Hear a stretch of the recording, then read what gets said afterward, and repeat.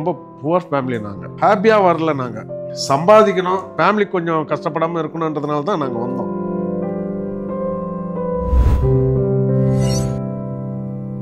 அந்த ஜாலி இது வரைக்கும் இல்லை சார். அப்போ கஷ்டப்படும் போது இருந்த ஜாலி உண்மையே இப்போ கிடையாது. ஒரு வேளை சாப்பாடுன்னா கூட அதை ரொம்ப சந்தோஷமாக சாப்பிட்ட காலங்கள் அது. விஜய் அவர்களுக்குலாம் செகண்ட் படம் ரசிகன்லேருந்து ஒர்க் பண்ணிட்டு இருக்கீங்க. ஃபஸ்ட்டு அவர் பாட வச்சு தான் இருந்தோம். எங்களுக்கு வந்து அவர் சின்ன வயசுலேருந்தே தெரியும். இவ்வளோ சின்ன வயசுல தெரியும். சந்திரசேகர் சார் தான் வருவார்.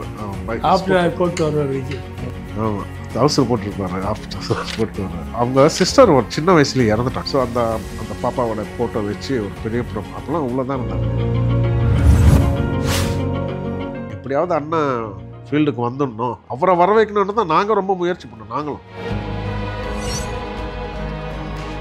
ஸ்டுடியோவில் தூங்குவோம், காலையில் திருப்பி ரெக்கார்டிங். ஏன்னா அவ்வளோ படங்கள் அண்ணன். நாங்களாவது பரவாயில்ல, அண்ணனுக்கு எவ்வளோ கஷ்டம்னா சாங் ரெக்கார்ட் பண்ணி ஒரு 10-9 மணி ஆகிடும், அதை ரெக்கார்ட் பண்ணுவோம். இப்படியே அலைஞ்சிட்டு இருப்பார் அவர். மறுநாள் திருப்பி கம்போசிங் இங்கே வருவார். ஸோ அலைச்சல் அவருக்கு தான் அதிகம். என்னதான் நீ கச்சேரி போராடி நல்ல பிளேயராக இருந்தால் கூட ஒரு சினிமா ஃபீல்டுக்கு வருதுன்றது ரொம்ப கஷ்டம். அது ஏதோ ஆண்டவன் அருள் தான் எங்களுக்கு சினிமாவுக்கு வந்தது. இந்த எம்பளம் பார்த்தீங்கன்னா சபேஷ் பண்ணதான் அது. அந்த எம்பளம் ஹேய் ஹேய் ஹேய் பாப்பா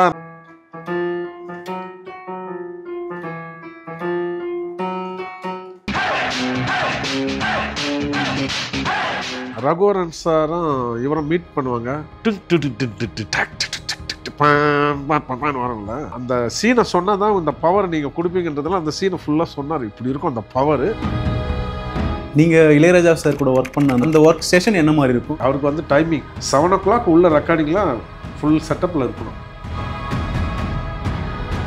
சிவப்புள்ளோலாக்கு நல்ல சாங், அது நல்ல சாங். கவலைப்படாதே சகோதரா. ஆமாம், அது அதுதான் சார். இவ்வளோ பாட்டு சொன்னீங்களா, மெலோடி பாட்டு வரட்டி போச்சு, டைட்டில் சாங். அது ஒவ்வொரு ஆனால் ஒரு பாட்டு தான் அதில் கவலைப்படாத சகோதரா பாட்டு தானே கேட்குறாங்க கச்சேரியில். அதுதான் கவலைப்படாதே சகோதரா. அண்ணா இதுல இருந்து காப்பி அடிச்சாரு, இது கேட்ட மாதிரி இருக்குண்ணா. அப்புறம் அண்ணன் மேல தப்பே கிடையாது. வரவங்க வரும்போதே ஒரு சிடியோ எடுத்துட்டு வராங்க, இதே போட்டிருங்க சார். அப்போ வந்து மியூசிக் டைரக்டர் மாட்டிக்கிறார், காப்பி அடிச்சிட்டாரு.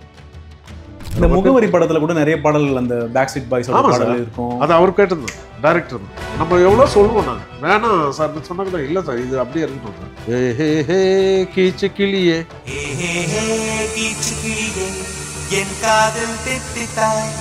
எல்லாம் சொல்லுவாங்க. அவங்க வந்து கதை கேட்டு தான் பேசிக் பண்ணுவாங்க. எல்லா படத்துக்கும் பண்ண மாட்டாங்க. அப்படி ஒரு பேர் ஆயிடுச்சு. மிகப்பெரிய உயரத்தை பார்த்துருப்பீங்கல்ல, அதுல இருந்துட்டு இப்போ கொஞ்சம் ஃப்ரீயா இருக்கிற மொமெண்ட். ஒரே பீக்ல இருக்க முடியாது யாருமே. ஒரு சரிவு இருக்கிறது எல்லாருக்குமே ஒரு பீரியட் தான். ஒரு சில பேருக்கு பீக் வராமையே சரிவா இருந்திருக்காங்க, ரொம்ப பேர் இருக்காங்க. பிஸியா இருந்துட்டு ஒரு ஆர்டிஸ்ட் நல்லா மேக்கப் போட்டுட்டு ஒரு நாளைக்கு மேக்கப் இல்லை கூட கொஞ்சம் கஷ்டமா இருக்கும். என்னடா அப்படி பழக்கமாயிடுச்சுல, அது ஃபேஸ் உட்காந்து அப்படி உட்காந்து நடிச்சு கிடிச்சு அந்த மாதிரி தான் எல்லாருக்குமே. வீட்டில் உட்காந்தா போர் அடிக்கும், அதனால ஸ்டுடியோக்கு வந்துடுறது. சார் வணக்கம் சார். சார் வணக்கம்.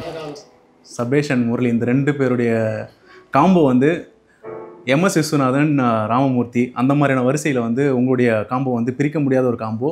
இந்த இன்டர்வியூ ஆரம்பிக்கிறது முன்னாடி ஒரு டைலாக் ஒன்று சொல்லி தான் நான் ஆரம்பிக்கணும்னு ஆசைப்பட்றேன். வானத்தை போல படம் பார்த்துருப்பீங்கன்னு நினைக்கிறேன் 2 பேரும். விஜயகாந்த் சார் படம். விஜயகாந்த் சார் அதில் வந்து ஆனந்த்ராஜ் சார் வந்து ஒரு மொமெண்ட்டில் அந்த 5 லட்ச ரூபா காசு தேடி போயிடும். அந்த டைமில் வந்து விஜயகாந்த் சாரை பார்த்துட்டு ஒரு சொல்லுவாப்பில், எல்லாரும் அண்ணன் தம்பி ஒற்றுமைக்கு ராமலட்சுமணன் தான் சொல்லுவாங்க. அதை யாரும் நேரில் நாங்கள் பார்த்தது கிடையாது. உங்கள் குடும்பத்தை பார்த்து தான் ராமலட்சுமணரே இப்படி தான் இருந்திருப்பாங்கன்னு நாங்கள்லாம் தெரிஞ்சுக்கிட்டோம். அது அப்படியே வந்து ஃபிக்ஸ் பண்ணி பார்த்தோம் உங்கள் குடும்பத்தில் பார்க்குற மாதிரி. எனக்கு வந்து எப்பயுமே தேவா சார்னு சொல்லும் போதே அந்த கானா பாடல்கள், மெலோடி பாடல்களை தாண்டி அவங்க குடும்பம், அவங்க ஒத்துமையாக இருக்கிறது தான் வந்து எனக்கு வந்து மனசில் வந்துட்டு போகும். ஏன்னா இப்போ இருக்கிற காலகட்டத்தில் வந்து அந்த மாதிரியான ஜாயின்ட் ஃபேமிலி, அந்த மாதிரியான சந்தோஷமாக இருக்கிற ஒரு ஃபேமிலி நான் பார்த்ததில்ல. இது ரொம்ப இதாகவும் இருக்குது. நிறைய விஷயங்கள் இந்த இன்டர்வியூவில் பேச போகிறோம். ஃபஸ்ட்டு வந்து உங்களுடைய ஏர்லி ஸ்டேஜ், இந்த மியூசிக் வந்து எந்த டைமில் நீங்கள் உங்களுக்குள்ளார வந்ததுன்றது ஆரம்பிக்கலாம்னு தோணும் சார். ஸ்கூல் படிக்கும்போதே ஒரு 8th ஸ்டாண்டர்ட் படிக்கும்போது எங்களுக்கு ஸ்டார்ட் ஆகிடுச்சு. அது காரணம் எங்கள் அப்பா வந்து தபிலிஸ்ட். வீட்டில் ஒரு ஹார்மோனி இருந்தது, அதை வச்சுக்கிட்டு அப்படியே ப்ராக்டிஸ் பண்ண ஆரம்பித்தோம். சில கச்சேரி, ட்ராமா. ஸ்கூல் படிக்கும்போது எல்லாம் நடக்குது இல்லை, ஸ்கூல் படிக்கும்போது ஸ்கூல்லேயே ப்ரோக்ராம்ஸ் இருக்குல்ல. ஆமாம், ஸ்கூல் கல்ச்சுரல்ஸ் அதுலேயே நாங்கள் வாசிப்போம். சபேஷன் ஹார்மோனியம் வாசிக்கிறப்பெல்லாம் நானும் ரிதம்ஸ் எல்லாம் வாசிப்பேன். நான் ஸ்கூல் படிக்கும்போது டீச்சர்ஸை சொல்லுவாங்க நீங்கள் வாசிக்கலான்னு. அப்போது ஸ்கூல்லேருந்தே வந்துட்டோம் நாங்கள். அதுக்கு காரணம் என்னன்னா, எங்கள் அப்பா வந்து ஒரு தபிலிஸ்ட். அவர் பெரிய சினிமாக்கெல்லாம் வாசிக்கல அவர், ஒரு நார்மல் தபிலிஸ்ட் அவர். ஸோ எப்போவுமே அந்த ரிதம் வீட்டில் இருக்கும், அந்த தபலா வீட்டில் இருக்கும். இந்த சினிமா ஃபீல்டுக்கு தான் நாங்கள் கீபோர்ட் பிளேயராக வந்தோம். ஆனால் உண்மையாக அங்கே எல்லாருமே தபிலிஸ்ட் தான். அண்ணன் முதல் கொண்டு தேவாண்ணன் கூட தபிலிஸ்ட் தான் ஃபஸ்ட்டு. சபேஷ் தபிலிஸ்ட் தான், நான் தபிலிஸ்ட் தான், இன்னொரு பிரதரும் தபிலிஸ்ட் தான். அடிப்படை ரிதத்துலேருந்து வந்ததுனால தான் மியூசிக் பண்ணுற அளவுக்கு கொஞ்சம் ஹெல்ப்பாக இருக்குது அந்த ரிதம். எப்போவுமே வந்து ஒரு ரிதம், எல்லாருக்கிட்டையும் ஒரு ரிதம் இருக்கும். ஹியூமன் பி எல்லாருக்கிட்டையுமே ஒரு டெம்போ ஒன்று இருந்துக்கிட்டே இருக்கும். இப்போ ரோட்டில் ஏதாவது ஒன்று போகுது, கோயில் திருவிழாக்கா வச்சுட்டு போகிறாங்க, நம்ம கால் தானாகவே எல்லாருக்குமே அது நேச்சுரல். அந்த ரிதம் பீட்டு தான் அது. அது மியூசிக் பீட்டும் இல்லை, அது ரிதம் பீட். ஸோ ரிதம் தான் பேசிக்கலாக ஒரு மியூசிக்கில் ஒரு வேணும்னாக்கா, ஒரு லெவல் வரணும்னாக்கா அதுக்கு ரிதம் பேசிக்கலாக வேணும். அதை நாங்கள் சின்ன வயசுலேயே கற்றுக்கிட்டோம். நீங்கள் ஃபஸ்ட் டைம் அந்த மியூசிக்கை பண்ணும்போது அப்பா சைட்லேருந்து என்ன மாதிரியான கமெண்ட்ஸ்லாம் வந்தது, அண்ணன் கிட்டேருந்து என்ன மாதிரியான கமெண்ட்ஸ் வந்தது? அப்பா கிட்டேருந்து கமெண்ட்ஸ்லாம் வரும்போது நாங்கள் என்ன, நம்ம அப்போ வந்து எப்படியும் ஏதாவது ஒரு தொழிலில் போய் காசு வேணும். ஏன்னா ரொம்ப புவர் ஃபேமிலி. நாங்கள் காலேஜ் படிக்கும் போதே நாங்கள் ரொம்ப கஷ்டமான ஃபேமிலியில் தான் இருந்தோம், குடிசை வீட்டில் தான் இருந்தோம். ஸோ இது வந்து ஹாப்பியாக வரல, நாங்கள் சம்பாதிக்கணும் சர்வைவலுக்காக. ஆமாம், நம்ம ஃபேமிலி கொஞ்சம் கஷ்டப்படாமல் இருக்கணுன்றதுனால தான் நாங்கள் வந்தோம். அதனால தான் நாங்கள் ட்ராமாவுக்கு போயிட்டு நாங்கள் அலைஞ்ச மாதிரி ரொம்ப பேர் அலைஞ்சது கிடையாது. அவ்வளோ ட்ராமாவுக்கு ஒரு ட்ரெயினில் போனால் கூட ரிசர்வேஷன் கிடையாது. அந்த மாதிரியெல்லாம் பாத்ரூம் கிட்டலாம் உட்காந்து போய் ட்ராமாலாம் வாய்ச்ச காலங்கள்லாம் உண்டு. அப்படி தான் நாங்கள் வந்தோம். பேசிக்கலாக ஹாப்பியாக சில பேர் சொல்லுவாங்க மியூசிக் எனக்கு ஹாப்பின்னு, அப்படியெல்லாம் கிடையாது. சம்பாதிக்கிறதுக்காக தான் நாங்கள் வந்தோம். இளமை காலகட்டத்தில் வந்து நிறைய பாடல்கள்லாம் வாசிச்சிருப்பீங்க. ரொம்ப அனுபவித்து அடிக்கடி நீங்கள் வாசித்த பாடல்கள் அதெல்லாம் ஞாபகம் இருக்குங்க? நான் ஸ்கூல் படிக்கும்போது அங்கே ஸ்கூலில் ஆண்டு விழாவில் வாசிப்பாங்க இல்லையா, முதல் வாசித்த பாட்டு ரூப்பு தர வஸ்தான். அது வாசிக்க முடியுமா சார்? அது அந்த ஞாபகம் இருக்கா? இது வரும் ஃபஸ்ட்டு அக்காடியில் வரும். ஃபஸ்ட்டு மேடை ஏறி வாசித்த பாட்டு. இன்னும் அந்த பசுமையான நினைவுகள் மைண்டில் வந்துட்டு போகல சார். எப்போ கீபோர்ட் தொட்டாலுமே வந்து, ஏன்னா எல்லாருக்குமே வந்து அந்த ஆரம்ப ஸ்டேஜ்ன்றது வந்து மைண்டில் திரும்பி கண்டிப்பாக வரும். எவ்வளோ படங்கள் எவ்வளோ பெரிய பெரிய ஸ்டார்ஸ்க்குலாம் ஒர்க் பண்ணாலுமே அந்த ஒரு மொமெண்ட் வந்து இன்னும் நம்மளுக்கு. கச்சேரிக்கு முன்னாடி நாங்கள் ரொம்ப ட்ராமாக்கள் வாசித்தோம். அப்போ வந்து அண்ணன் தெரியும், சந்திரபோசன் மியூசிக் டைரக்டர். ஆமாம், அவங்க 2 பேரும் டியோவில் தான். அவங்க 2 பேரும் போசஸ் தேவான்னு வச்சுருந்தாங்க. அப்போ வந்து அவங்களுக்கு எல்லா ஆக்டர்ஸ் எல்லாருமே வந்து பார்ட் டைம் மாதிரி இப்போ சினிமாவில் நடிக்கிறது போக ட்ராமா நடிப்பாங்க. இங்கே மனோரமா, ஏவிஎம் ராஜன் எடுத்துங்க, அசோகன், அந்த மாதிரி கோபாலகிருஷ்ணன். எந்த காலகட்டம் சார்? எந்த இயர் டைம் நினைக்கிறேன்? 78 இருக்கும். அப்போவே நாங்கள் ட்ராமாவுக்கு நான் ரிதம் வாசிக்க போவோம். சபேஷ்லாம் ஹார்மோனியம் தான், கீபோர்ட்லாம் கிடையாது. அதுக்கப்புறம் அக்காடின், அதுக்கப்புறம் தான் இதெல்லாம் வந்தது. அப்போவே நாங்கள் ட்ராமாவுக்கெல்லாம் இப்போ சபேஷில் வர முடியலாம். அந்த நேரத்தில் நாங்கள் அந்த அது வந்து ட்ராமா எப்படின்னாக்கா, இந்த லைட் ஆஃப் ஆகும்போது தான் நாங்கள் வாசிக்கணும். லைட் ஆன் ஆச்சுன்னா அவங்க டைலாக் பேசுவாங்க, அதில் சும்மா வரல. அப்போ அவ்வளோதான் மியூசிக் ஸ்கோப் அந்த இடத்துல தான் வரும். அதில் போர் அடிக்கூடாது ஆடியன்ஸுக்குன்றதுனால அந்த கேப்பில் வாசிடணும் நம்ம. அதுக்கப்புறம் ட்ராமா அரைச்ச பிறகு அந்த சின்ன ஒரு பேங்குன்னுவாங்க, ஏதாவது வந்து சொன்னாங்கன்னா ஒரு சாங் கொடுத்துட்டா அது ஒரு அதிர்ச்சி மாதிரி. அது ஆரம்பத்தில் எவ்வளோ சவுண்டு வரும், அவ்வளோதான் கேட்கும். அந்த மாதிரியெல்லாம் வந்து நாடகத்துலேருந்து வந்து அப்படியே கச்சேரிக்கு வந்தோம் நாங்கள். ஏர்லி ஸ்டேஜில் உங்கள் ஃபேமிலி அண்ணன் தம்பி 5 பேர் அக்கா தங்கச்சிலாம் இருந்தாங்க. லைக் அந்த ஏர்லி ஸ்டேஜில் அந்த ஃபேமிலி எப்படி இருந்தது? அந்த பாண்ட் உங்களுக்குள்ளார என்ன மாதிரி இருந்தது? அந்த ஜாலி இது வரைக்கும் இல்லை சார். அப்போ கஷ்டப்படும் போது இருந்த ஜாலி உண்மையே இப்போ கிடையாது. கஷ்டப்பட்டாலும் அதில் இருந்த ஒரு மைண்டு, அது ஒரு சின்ன வயசு தானே எல்லாருக்கும். அந்த ஒரு ஜாலி வந்து அந்த கஷ்டமே தெரியாது. ஒரு வேளை சாப்பாடுன்னா கூட அதை ரொம்ப சந்தோஷமாக சாப்பிட்ட காலங்கள் அது. இப்போ எத்தனை வேலையாக இருந்தாலும் அது ரொம்ப கஷ்டப்பட்டு சாப்பிட வேண்டியதாக இருக்குது. அப்படி தான் இருக்குது இப்போ. அதுக்கப்புறமா நீங்கள் வந்து ட்ராமாலாம் பண்ண ஆரம்பிச்சிங்க. சினிமாக்குள்ளே எந்த மொமெண்ட்டில் சார் வர ஆரம்பிச்சிங்க? இல்லை, ட்ராமாவுக்கு அப்புறம் கச்சேரி ஃபீல்டுன்னு ஒன்று இருக்குது. ஆமாம், கச்சேரியில் வந்து பொதுவாக நீங்கள் பார்த்தீங்கன்னா நான் தபலா வாசிப்பேன், சபேஷ் வந்து கீபோர்டு வாசிப்பேன். எல்லா கச்சேரிக்குமே டோட்டலாக அன்றைக்கி வந்து பிஸியஸ்ட்டு ஒரு கீபோர்ட் பிளேயர்னால் ஒரு 2-3 பேர். அதில் சபேஷ் ஒருத்தர் இந்த பக்கம் பயங்கர பிஸி. அப்போ நான் தபலா தான் வாசிப்பேன். தபலா வாசிக்கும் போது நமக்கு கொஞ்சம் அடுத்த ஸ்டேஜ் வேணும்ல. அடுத்த ஸ்டேஜுக்கு போகும்போது நம்ம கீபோர்டுக்கு போனால் தான் அடுத்த ஸ்டேஜுக்கு போக முடியும். ஸோ அதனால் அப்படி இப்படி கொஞ்சம் கொஞ்சமாக நான் சபேஷ் பிஸியாக இருக்கிற நேரத்துலலாம் 4-5 கச்சேரிக்கு பர்மனெண்ட்னு ஒரு இருப்பாங்க. ஒரு நல்ல பிளேயர் இருந்தால் அது எல்லா குரூப்லேயும் கூப்பிடுவாங்கல்ல, அது மாதிரி இருக்கும்போது எனக்கு சான்ஸ் கிடச்சிது. அப்படி ப்ராக்டிஸ் பண்ணி வந்தேன் நான் கீபோர்டுக்கு. அங்கேருந்து சினிமாக்குள்ளார அதுக்கப்புறம் ரொம்ப கஷ்டப்பட்டு கச்சேரியெல்லாம் ரொம்ப பிஸியான பிறகு சினிமாக்குள்ள கச்சேரி வாசிக்கிறவங்க எல்லாருமே சினிமாக்குள்ள வர முடியாது. அப்போ இருந்த காலகட்டத்தில் ரொம்ப கஷ்டம். இப்போ ஈஸியாக வந்துடுறாங்க சினிமா. இப்போ சோஷியல் மீடியா இருக்கிறதுனால ஈஸியாக. நம்ம சீசன்லலாம் வந்து என்னதானே கச்சேரி போராடி நல்ல பிளேயராக இருந்தால் கூட ஒரு சினிமா ஃபீல்டுக்கு வருதுன்றது ரொம்ப கஷ்டம். அது ஏதோ ஆண்டவன் அருள் தான் எங்களுக்கு. சினிமாவுக்கு வந்தது. யார்கிட்ட ஃபஸ்ட்டு ஒர்க் பண்ணீங்க அந்த மெமரிஸ்? நான் வந்து ஃபஸ்ட்டு கேஜே ஜாயில் ஒரு மியூசிக் டைரக்டர், மலையாள மியூசிக் டைரக்டர் யார் சார்? அவர்கிட்ட தான் நான் ஃபஸ்ட்டு ஆரம்பித்தேன். என்ன படம் ஞாபகம் இருக்கா சார் உங்களுக்கு ஃபஸ்ட்டு பண்ண படம்? நீங்கள் சார்? நாங்கள் வந்து கச்சேரி வந்து நல்ல பிஸியாக இருக்கும்போது ஒரு ஏ கிரேட் கீபோர்ட் பிளேயர்னு அனுப்பியிருக்கு கச்சேரியில். அப்போது அண்ணன் கங்கை அமரன் அவர்கள், மலேசியா வாசுதேவர் இவங்கெல்லாம் ப்ரோக்ராம் பண்ணுவாங்க. அப்போ அவங்க சினிமாவில் இருக்கும்போது அவங்கெல்லாம் கச்சேரி வாசிப்பாங்களே. ஸோ அதில் வந்து கச்சேரியில் வந்து ஒரு நல்ல பிளேயராக இருக்கணுன்றதுனால அவங்கக்கிட்ட நாங்கள் சேர்ந்தோம். ஃபஸ்ட்டு கச்சேரியில் தான் அவங்கக்கிட்ட போய் சேர்ந்தோம். அவங்க வழியாக தான் நான் வந்தேன் உள்ள. மலேசியா வாசுதேவன் கச்சேரி ஒரு ப்ரோக்ராம் வாசிச்சுட்டு இருக்கும்போது அண்ணன் கங்கைமரன் வந்து பார்க்குறாரு. பார்த்துட்டு தம்பி எங்கள் வாப்பான்னு கூப்பிட்டு நீ எங்கே பர்மனெண்ட்டாக வாசிக்கிறல்ல அப்படி. ஆமாம். என் கச்சேரிக்கு வருவியா? ரெக்கார்டிங்லாம் வாசித்து பழக்கமா அப்படின்னு. இல்லை ரெக்கார்டிங் எப்போனா ஒரு தடவை அப்போல்லாம் வந்து ரொம்ப ரேராக கூப்பிட்டு போவாங்க. யாராவது வரலன்னா அதுக்கு அட்ஜஸ்ட்மெண்ட் மாதிரி போவோம். அப்போ கூப்பிட்ட உடனே சரின்ட்டு அவர் ரெக்கார்டிங் தான் நான் ஃபஸ்ட்டு ஒரு கேசட் ரெக்கார்டிங் ஏவிஎம் கார்டனில் ஒரு கேசட் ரெக்கார்டிங் வந்து வாச்சேன். அதுலேருந்து அவர்கிட்ட நான் பர்மனெண்ட் ஆனேன். கங்கைமரன் அவர்கிட்ட அண்ணன் கங்கைமரன்கிட்ட வந்து பர்மனெண்ட் ஆகி அப்படியே பழக்கமாச்சு. அப்போ வந்து சபேஷ் வந்து மலையாளத்தில் எல்லா மியூசிக் டைரக்டர்கிட்டையும் வாசிச்சிருக்கோம். ஷியாம் சார், ஆமாம், ரவீந்தர் எல்லாருக்குமே அப்போ பிஸியாக தான் இருக்கும். நான் இந்த பக்கம் தமிழ் ஃபீல்டில் வந்து கங்கைமரன், மலேசியா வாசுதேவன் ஒரு 3 நாள் படம் பண்ணார், அது ஊருக்கு வாசிச்சிருந்தேன். அந்த மாதிரி வைத்தி சார், வைத்தி அவருக்கு வாசிச்சிருந்தேன், ஜிகே வெங்கடேஷ் அப்படி வந்தேன் நான் உள்ள. உங்களுடைய ஜேர்னியில் இளையராஜா சார்கிட்ட நீங்கள் நிறையா வாசிச்சிருந்தீங்களா சார்? ஆமாம். எத்தனை வருஷம் அவர்கிட்ட ஒர்க் பண்ணீங்க? அவருடைய ஒர்க்கிங் ஸ்டேஷன்லாம் என்ன மாதிரி இருக்கும் அந்த இடம்லாம்? அவர்கிட்ட 7 இயர்ஸ் இருந்தேன் நான். 7 இயர்ஸ். ஆமாம். 84 போய் எண்டில் போய் ஜாயின் பண்ணிவிட்டு 90 வரைக்கும் இருந்தேன். அதுக்கப்புறம் அண்ணன் மியூசிக் பண்ண ஆரம்பித்தார்ல, அதுக்கப்புறம் நாங்கள்லாம் வந்துட்டோம். அது வரைக்கும் சபேஷமாக அங்கே பிஸியாக தான் ரெக்கார்டிங்கில் மலையாளத்தில் ஃபுல்லாக பிஸி. சரி அண்ணன் தனியாக பண்ணுறாருன்னும் போது சரி ஒன்றா சேர்ந்து பண்ணுவோம்னு தான் நாங்கள் வந்தோம் அவர்கிட்ட. நீங்கள் இளையராஜா சார் கூட ஒர்க் பண்ண அந்த டைம் வந்து அவர் நல்ல பீக்கில் இருக்கு. ஏன்னா அப்படியே ஒரு மாதிரி காலில் ரெக்க கட்டி பறக்கிற மாதிரியான, இப்போது அந்த மாதிரியான ஸ்பீடில் யாரும் ஒர்க் பண்ணுறதும் கிடையாது. அந்த ஒர்க் ஸ்டேஷன் என்ன மாதிரி இருக்கும்? என்ன மாதிரி வேலையில்? டென்ஷன் ஒர்க், பயங்கர டென்ஷன் ஒர்க். கலெக்டர் அவருக்கு வந்து டைமிங், அவர் 7 மணிக்கு அவர் 6 o'clock போயிடுவார். அவர் 7 o'clock உள்ள ரெக்கார்டிங்லாம் ஃபுல் செட்டப்பில் இருக்கணும். இருந்தாலும் அவர் கரெக்டாக 7 மணிக்கு உள்ளே வருவார். உள்ளே வந்து நோட்ஸ் எழுதுவார், நாங்கள் பார்த்து காப்பி பண்ணுவோம். காப்பி பண்ணி ப்ராக்டிஸ் கூட கிடையாது, ரெடி 1 to 3 வாசிப்போம், அவ்வளோதான். உள்ளே போய் செட்டப்பு அப்போல்லாம் வந்து ஒரு நாளைக்கு வந்து 2 சாங் 3 சாங் கூட பண்ணுவாங்க. 7 to 1 ஒரு கால் ஷீட்டுக்கு ஒரு சாங் பண்ணுவாங்க. அப்புறம் 1 hour பிரேக்கு 2 to 6ன்னு ஒரு கால் ஷீட் இருக்குது, அதில் ஒரு சாங் பண்ணுவாங்க. ரொம்ப அர்ஜென்ட்டாக இருந்தால் 6 to 9 ஒன்று இருக்கும், அதில் ஒரு சாங் பண்ணுவாங்க. அது ரொம்ப ரேர். 7 to 1 2 to 9 தான். ரீரெக்கார்டிங் இருந்தால் 9 to 9 பண்ணுவாங்க. சில நேரத்தில் 7 to 9 பண்ணுவாங்க 2 கால் ஷீட்டு, ஒரு சில நேரத்தில் 9 to 9 பண்ணுவாங்க. அப்படி தான் ரீரெக்கார்டிங் நம்ம அவ்வளோ ஃபாஸ்ட்டாக ரீரெக்கார்டிங் பண்ணது, அவ்வளோ ஃபாஸ்ட்டாக சாங்லாம் ரெக்கார்ட் பண்ணது, அதெல்லாம் உங்களுடைய ஃப்யூச்சராக நீங்கள் பண்ணும்போது அதோடைய ஹெல்ப் பண்ணிச்சா? அந்த கண்டிப்பாக அந்த ரொம்ப ஹெல்ப். அது சபேஷுக்கும் சரி எனக்கும் சரி அந்த ரீரெக்கார்டிங்னும் போது ரொம்ப ஈஸியாக இருக்கும் நாங்கள் பண்ணும்போது.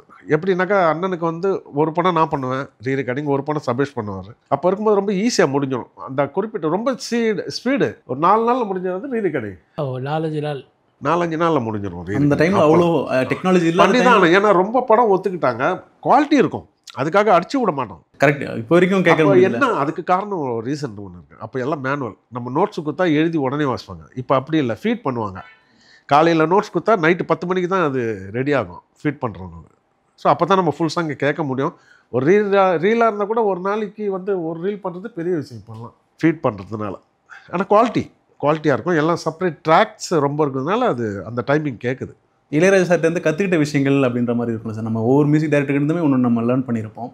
இளையராஜா சார்கிட்ட, ஜிகே வெங்கடேஷ் சார்கிட்ட, இவங்ககிட்டலாம் ஒர்க் பண்ணும்போது என்னென்ன லேர்ன் பண்ணிங்கன்றது அதான் டைமிங் அண்ட் ஸ்பீடு தான். கரெக்ட் டைமிங்கில் ஒரு கால் ஷீட்னாக்கா ஒரு 7 மணிக்கு இருக்கணும்னா டைரக்டர் வரத்துக்குள்ளே நம்ம 7 மணிக்கு அங்கே இருக்கணும்.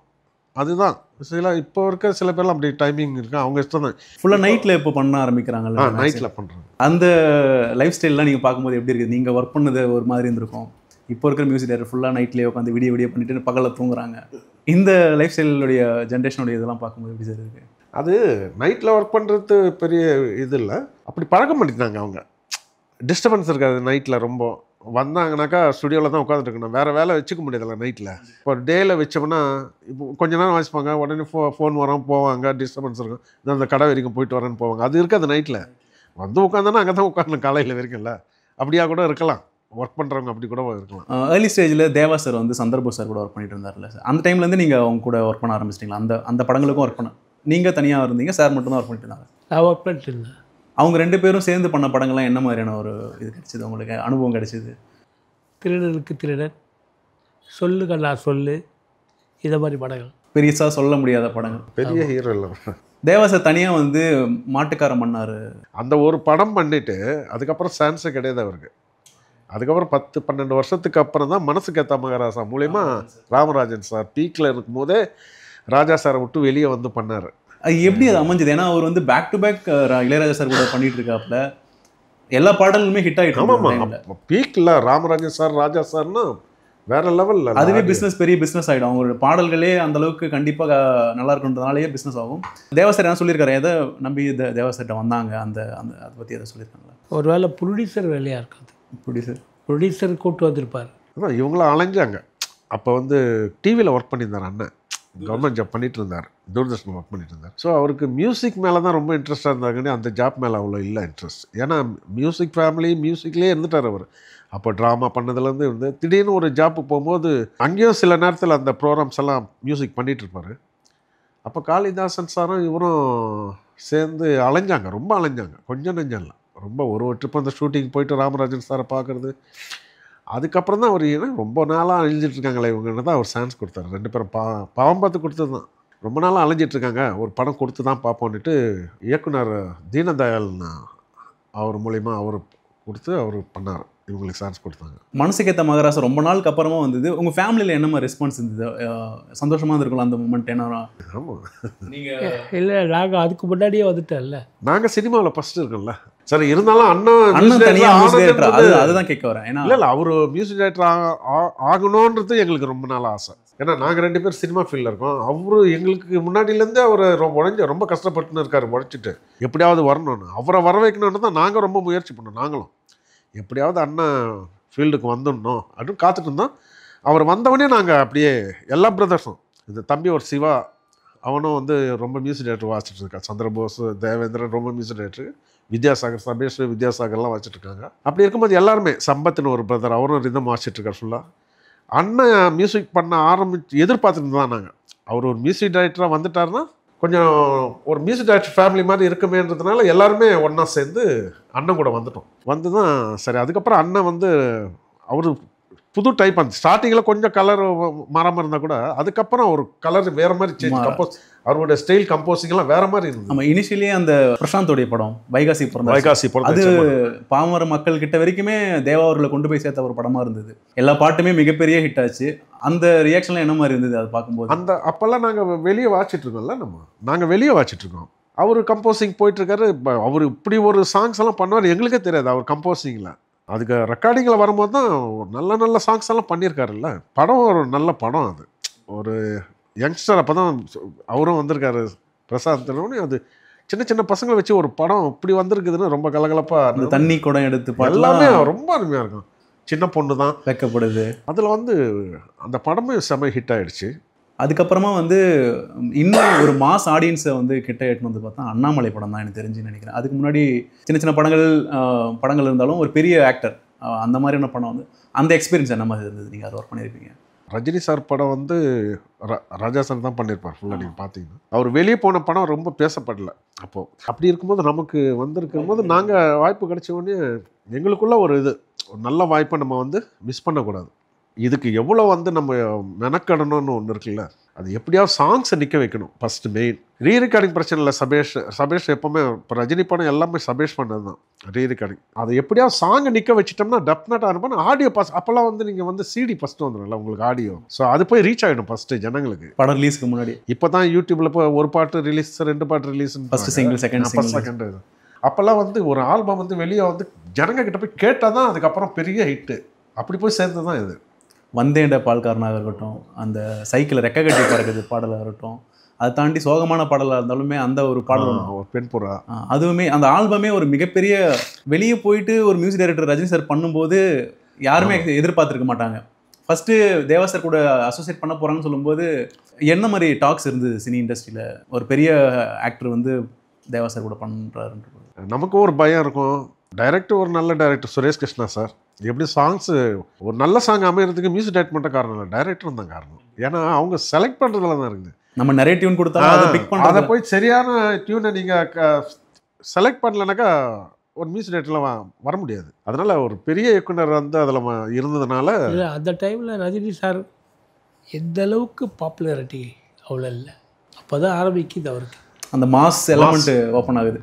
அதுக்கு முக்கிய காரணம் நீங்கள் பண்ண ஆர்ஆரும் அந்த படத்தில் கிடைச்ச பாடல்களும் அந்த ஓப்பனிங்கில் வர டைட்டில் மியூசிக்கும் அமெரிக்கேட்டில் ஏறுற ஒரு பேக்ரவுண்ட் ஸ்கோரும் இன்னமும் தலைவர் வந்து சூப்பர் ஸ்டார்னு வரும்போது காலம் கடந்து இன்னும் எத்தனை படங்கள் எடுத்தாலுமே அந்த டைட்டில் மியூசிக் இல்லாமல் போகாது. அதுக்கு முக்கிய காரணம் நீங்கள் தான். அது பண்ண அனுபவங்கள் அது என்ன மாதிரியான மொமெண்ட்டில் வந்தது, அதுக்கான ஒர்க்லாம் பண்ணியிருப்பீங்களா சார்? அதை பற்றி கொஞ்சம். அந்த எம்பளம் பார்த்தீங்கன்னா சபேஷ் பண்ணதான் அது. அந்த எம்பளம் ஹேய் ஹேய் ஹேய் பாப்பான்னு ஒன்று வரும் இல்லையா, அது அப்படியே வாசிக்கலாமா சார்? அது எவ்வளோ ஆர்கெஸ்ட்ரா வச்சு இல்லை சும்மா ஒரு அந்த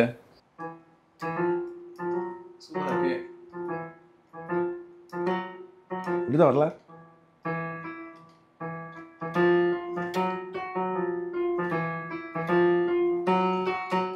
இப்போ கேட்டாலுமே டைரக்டர் வந்து பாண்ட் மியூசிக் மாதிரி இருக்கணும். ஜேம்ஸ் பாண்ட் பாண்ட் அதோட ரெஃபரன்ஸ் கொஞ்சம் நம்ம எடுத்தோம்ல சார். ஆமாம், அதாவது பேஸு பெஸ்ட். அதுல இருந்து அது அது அது பாண்டோட இது. அந்த ஹேன்னு கத்துறது வந்து நாங்கள் கோரஸ் செக்ஷன்லாம் யூஸ் பண்ணல. ஒரு 30 பேர் வயலின் வச்சுருந்தாங்கல்ல, அவங்களே கத்துறது தான் அது. அது ப்ளஸ் பிராஸ் செக்ஷன் அது அவ்வளோ பாப்புலர் ஆயிடுச்சு. வழக்கமாக அந்த மாதிரி சவுண்ட் பண்ணோன்னா கோரஸ் செக்ஷன் தான் வருவாங்க. வயலின் செக்ஷன் எல்லாம் கத்த ஆரம்பிச்சாங்க ஹேன்னு. கூப்பிடும்போது அவங்க என்ன சொன்னாங்க, என்ன எங்களை கூப்பிடுறீங்க அந்த மாதிரிலாம் எதாவது சொன்னாங்க? இல்லை எல்லாம் வாசிப்பாங்கல்ல உட்காந்துக்கிட்டு அங்கேயே அந்த இடத்துலயே. அந்த வயலின் இருக்காது, அந்த இது பிட்ல இருக்காது. ஸோ வாய்ஸ் ஆகுது கத்துங்க. ஆனா அவங்க நினைச்சு பார்த்துக்க மாட்டாங்களே இது இத்தனை வருஷம் வரைக்கும் நம்ம ரீச் ஆகும்னு சொல்லிட்டு. ரஜினி சார் என்ன ரியாக்ஷன் வந்துச்சு அவர்கிட்ட? இந்த அவர் பயங்கரம். அவர் வந்து உட்காந்து ஏன்னா ஒரு மியூசிக்லாம் ரொம்ப இன்ட்ரெஸ்ட் இருக்கும் அவருக்கு, கேட்பார் அடிக்கடி. வந்து சிலதெல்லாம் சொல்லுவார். ஒரு சீன்ல பாஷாவில் ரகுவரன் சாரும் இவரும் மீட் பண்ணுவாங்க. அங்கே பாரு 3 இருப்பாங்க, இங்கே பாருங்களா அந்த சீன் அவர் நாங்கள் கம்போஸ் பண்ணும்போது அதுக்கு அது சொல்லிட்டு அந்த வேனில் கிளம்புவாங்க. அதுக்கு ஒரு மியூசிக் வரும்ல, வரும்ல. அவர் வந்து அந்த சீனை சொன்னால் தான் இந்த பவர் நீங்கள் கொடுப்பீங்கன்றதெல்லாம் அந்த சீனை ஃபுல்லாக சொன்னார். இப்படி இருக்கும் அந்த பவர். ஸோ அதை பீட் பண்ணி வரணும் சவுண்டு வெளியே. அவர் அது மட்டும்தான் எங்களுக்கு சொன்னது. மற்றபடி எதுலையுமே தலையிட மாட்டார். ஏன்னா அந்த சீன் இப்போ வரைக்குமே வந்து ஒரு ஹையஸ்ட் ஒரு ஹைலைட்டான சீன் அந்த படத்தில். அதுக்கு ஆர்ஆர் பண்ணது வந்து சீரியஸ்லி ஒரு மிகப்பெரிய ஒரு இதுதான். அந்த பாஷா பட அனுபவங்கள்லாம் என்ன மாதிரி சார் இருந்தது? அதை பீட் பண்ணணும், அண்ணாமலையை பீட் பண்ணுற மாதிரியான பாடல்கள் கொடுக்கணும், ஆர்ஆர் கொடுக்கணுன்றது வந்து கண்டிப்பாக உங்களுக்கு இருந்திருக்கும். அதுக்கான என்ன மாதிரியான ஒர்க்லாம் பண்ண ஆரம்பிச்சிங்க? என்ன மாதிரி இருந்தது? பாடல்லாம் முழுக்க அவரு தான், தேவா சார் தான். ஆமாம், கம்ப்ளீட்டு அண்ணன் வந்து எப்படின்னாக்கா சாங் மேலே கம்போஸ் பண்ணிவிடுவார். ஓகே ஆன பிறகு அவரே வருவார்.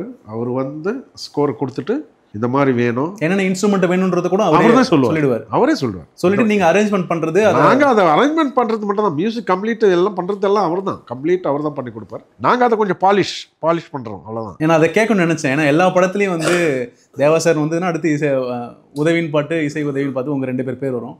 என்ன மாதிரியான ஒர்க்லாம் நீங்கள் ஸ்பிளிட் பண்ணி ஒர்க் பண்ணுவீங்கன்றதை வந்து கொஞ்சம் தெரிஞ்சுக்கணும்னு நினச்சேன். இதுதான் சாங்கில் பீஜம், அந்த பீஜத்துக்கு அரேஞ்ச்மெண்ட்ஸ், ஒன்லி அரேஞ்ச்மெண்ட்ஸ் தான் எங்கள் வேலை.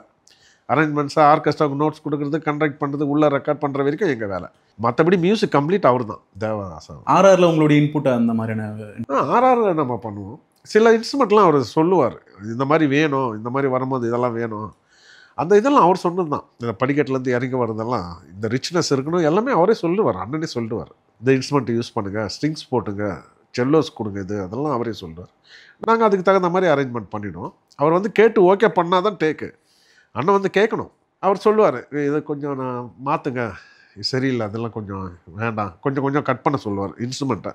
அப்புறம் ஓகே ஆன பிறகு ஃபஸ்ட்டு பேர் ரெக்கார்ட் பண்ண ஆரம்பிச்சிடும். அவரும் கூட இருப்பார் அண்ணனும். ஸோ மோஸ்ட்லி அவரது எங்கள் ஒர்க்கும் இருக்கும் கொஞ்சம். அவ்வளோ ஒரு 96 வந்து 36 படங்கள் ஒரே வருஷத்தில் பண்ணியிருந்தீங்கன்னு சொல்லி கேள்விப்பட்டோம். ஸோ அது என்ன மாதிரி இருந்தது? எப்படி அந்த வருஷம் உங்களுக்கு இருந்தது? 36 படங்கள்லாம் ஒரு வாரத்துக்கு கண்டினியூஸாக ஒர்க் இருந்துகிட்டே இருக்கும். 2 கால்ஷீட் 3 கால்ஷீட். ஒரு சாங் 5 சாங்கு, அதுக்கு ரீரெக்கார்டிங் ஒரு 7 நாள் ஆகுது மேக்ஸிமம். ஒரு பெரிய படமாக இருந்தால் 7 நாளுக்கு மேலே நாங்கள் பண்ண மாட்டோம். 7 டேஸ் தான் அதுக்குள்ளே முடிப்போம். ஏன்னா எக்ஸ்பீரியன்ஸ் நாங்கள் ரொம்ப ஒர்க் பண்ணிட்டு இருந்தோம்ல. டபுள் ஷிஃப்ட் பண்ணுவோம். எப்படி சார் அது நீங்க தூங்குறது எப்படி, என்ன மாதிரியான விஷயங்கள் எப்படி தான் தூங்குறதுலாம் night உடம்பு வந்து ரொம்ப நம்மளுக்கு அது ஒத்துழைக்கும்? சில நேரத்துலலாம் நாங்கள் ஸ்டுடியோவில் தூங்கிடுவோம். ஆமாம், காலையில் திருப்பி வீட்டுக்கு போயிட்டு வர டைம் ஒரு 3 hours இருக்கும். அந்த 3 hours தூங்கிடலான்ட்டு ஸ்டுடியோவில் தூங்கிடுவோம். மேலே கம்போசிங்கில் தூங்குவோம், ஸ்டுடியோவில் தூங்குவோம், அங்கேயே குளிச்சுட்டு காலையில் திருப்பி ரெக்கார்டிங். ஏன்னா அவ்வளோ படங்கள் அவர் அண்ணன். நாங்களாவது பரவாயில்ல, அண்ணனுக்கு எவ்வளோ கஷ்டம்னா இங்கே கம்போஸ் பண்ணுவார், எங்கே சென்னையில் கம்போஸ் பண்ணார் பிரசாத் ஸ்டுடியோவில். நான் வந்து தெலுங்கு படம் பண்ணிட்டு இருப்பேன் ஹைதராபாத்தில். சபேஷ் வந்து கன்னட படம் பெங்களூரில் ஸ்ப்ளிட் பண்ணி ஒர்க் பண்ணிட்டு இருக்கீங்க. ஆமாம் பண்ணிட்டு இருப்போம். இங்கே வந்து இந்த ஹீரோ எல்லாம் வருவாங்க. அங்கெல்லாம் எப்படின்னாக்கா இங்கே மாதிரி இல்லை, அங்கே வந்து ஹீரோஸ் விஷ்ணுவர்தன் சார் அவன்லாம் வந்து சாங் வந்து கேட்குற வரைக்கும் ஃபுல்லாக ரெக்கார்ட் பண்ணுற வரைக்கும் உள்ளே உட்காந்துட்டு இருப்பார். அதே மாதிரி தெலுங்குலேயும் சரி, சிரஞ்சீவி சார் கிட்ட யாராக இருக்கோ வந்து உட்காந்து கேட்டுன்னு இருப்பாங்க. இவர் என்ன பண்ணுவார், இங்கே கம்போசிங் இருக்கும், இதை முடிச்சுட்டு அங்கே ஃபுல் சாங் செட்டப் இருக்கும். ஃபஸ்ட்டு சாங் வந்து உள்ளவே பாடி ஒரு ஷேப் கொண்டு வந்துடுவோம் ஹாலில். அதுக்கப்புறம் தான் ரெக்கார்டிங்கே போவோம். அதுக்கு அண்ணன் வந்தாகணும், இங்கேருந்து ஃப்ளைட் பிடிச்சி அங்கே போவார், பெங்களூர் போயிட்டு அங்கே ஒரு செட்டப் பண்ணிவிட்டு மத்தியானத்துக்குள்ளே செட்டப் பண்ணி திருப்பி அங்கேருந்து ஹைதராபாத் வர்றாரு. அங்கே வந்து ஃபுல் சாங்கை ரெக்கார்ட் பண்ணி ஒரு 9 மணி ஆகிடும், அதை ரெக்கார்ட் பண்ணுவோம். இப்படியே அலைஞ்சிட்டு இருப்பார் அவர். மறுநாள் திருப்பி கம்போசிங் இங்கே வருவார் பிரசாத்துக்கு. ஸோ அலைச்சல் அவருக்கு தான் அதிகம். எங்களுக்கு நாங்கள் ஒரு இடத்துல தானே இருக்கோம், அவர் எல்லா இடத்தையும் பார்த்துக்கணும். வாய்ஸ் மிக்ஸிங் இருக்கும் சென்னையில், அது நம்ம கிருஷ்ணராஜ் சார் பாடகர் இருப்பார், அவர் பார்த்துட்டு இருப்பார், சுந்தரராஜன் சார் பார்த்துட்டு இருப்பாங்க. அந்த மாதிரி இருக்கும் அது. ஆனால் எல்லா வேலையும் அவர் போய் பார்த்துட்டு ஓகே பண்ணால் தான் நடக்கும். அவ்வளோ கஷ்டங்கள். அவர் இவ்வளோ படம் பண்ணது பெருசு இல்லை, அவ்வளோ கஷ்டங்கள். இப்போ இருக்க டாப் ஹீரோஸ் விஜயாக இருக்கட்டும், அஜித் அவர்களாக இருக்கட்டும், ஏர்லி ஸ்டேஜில் நீங்கள் தான் வந்து நிறைய படங்கள் ஒர்க் பண்ணியிருக்கீங்க. அந்த டைமில் ஒர்க் பண்ண அனுபவங்கள், அவங்களுடைய பாடல்கள்லாம் ஒர்க் பண்ண அனுபவங்கள் எப்படி இருந்தது? விஜய் அவர்களுக்குலாம் செகண்ட் படம் ரசிகன்லேருந்து ஒர்க் பண்ணிட்டு இருக்கீங்கன்னு நினைக்கிறேன். ரசிகன் செகண்ட் பிக்சர் ஃபஸ்ட்டு நாளைய தீர்ப்பு ஏதோ ஒர்க் பண்ணாலும் நாளை செந்தூரபாண்டி, நாளைய தீர்ப்பு வந்து செந்தூரபாண்டி விஜயகாந்த் சார் அதுலேருந்தே நிறைய படங்கள் அந்த 90s நிறைய படங்கள் தேவா சார் கூட தான் விஜய் அவர்கள் ஃபஸ்ட்டு அவர் பாட வச்சு தான் இருந்தது ஃபஸ்ட்டு. அப்போ வந்து சந்திரசேகர் சார் படம் ரொம்ப பண்ணுவோம் நாங்கள். பண்ணும்போது அவர் சன் வந்து ஹீரோ நடிக்கிறார் போது அவர் அப்போ இங்கே நமக்கு தான் நம்ம கிட்ட தான் அவர் பண்ணிகிட்டு இருப்பார் சந்திரசேகர் சார். ஸோ அவங்க சன்னு வெளியே ஒரு படம் பண்ணிட்டாரு. அடுத்த படம் இங்கே வந்தார் விஜயகாந்த் சார் அவரும் பண்ணுறாங்க. அதுலேயே பார்த்தீங்கன்னா சாங்ஸ் எல்லாம் செம்ம ஹிட். செந்தூரபாண்டிக்கெல்லாம் அதான் நல்ல ஹிட்டு. சின்ன சின்ன செய்தி சொல்லி பாட்டு. அதுக்கப்புறம் கண்டினியூஸாக நம்ம தான் பண்ணிட்டோம். தேவா, ரசிகன், விஷ்ணு படம் சூப்பர் படம், ரொம்ப படம் பண்ணிட்டு இருந்தோம். அதுக்கப்புறம் கண்டினியூஸாக பண்ணிட்டு இருந்தோம். எல்லாமே நல்ல ஹிட் படங்க. அதுக்கப்புறம் சில ப்ரொடியூசர் டைரக்டர் மாறும்போது அது வெளியே போக சந்தோஷம். அது எல்லாருக்கும் உண்டான ஒரு இதுக்கு. அது ஒரு டைரக்டர் மாறும்போது எனக்கு வேற மியூசிக் டைரக்டர் இருந்தால் நல்லா இருக்கும் அப்படின்னு கேட்பாங்க.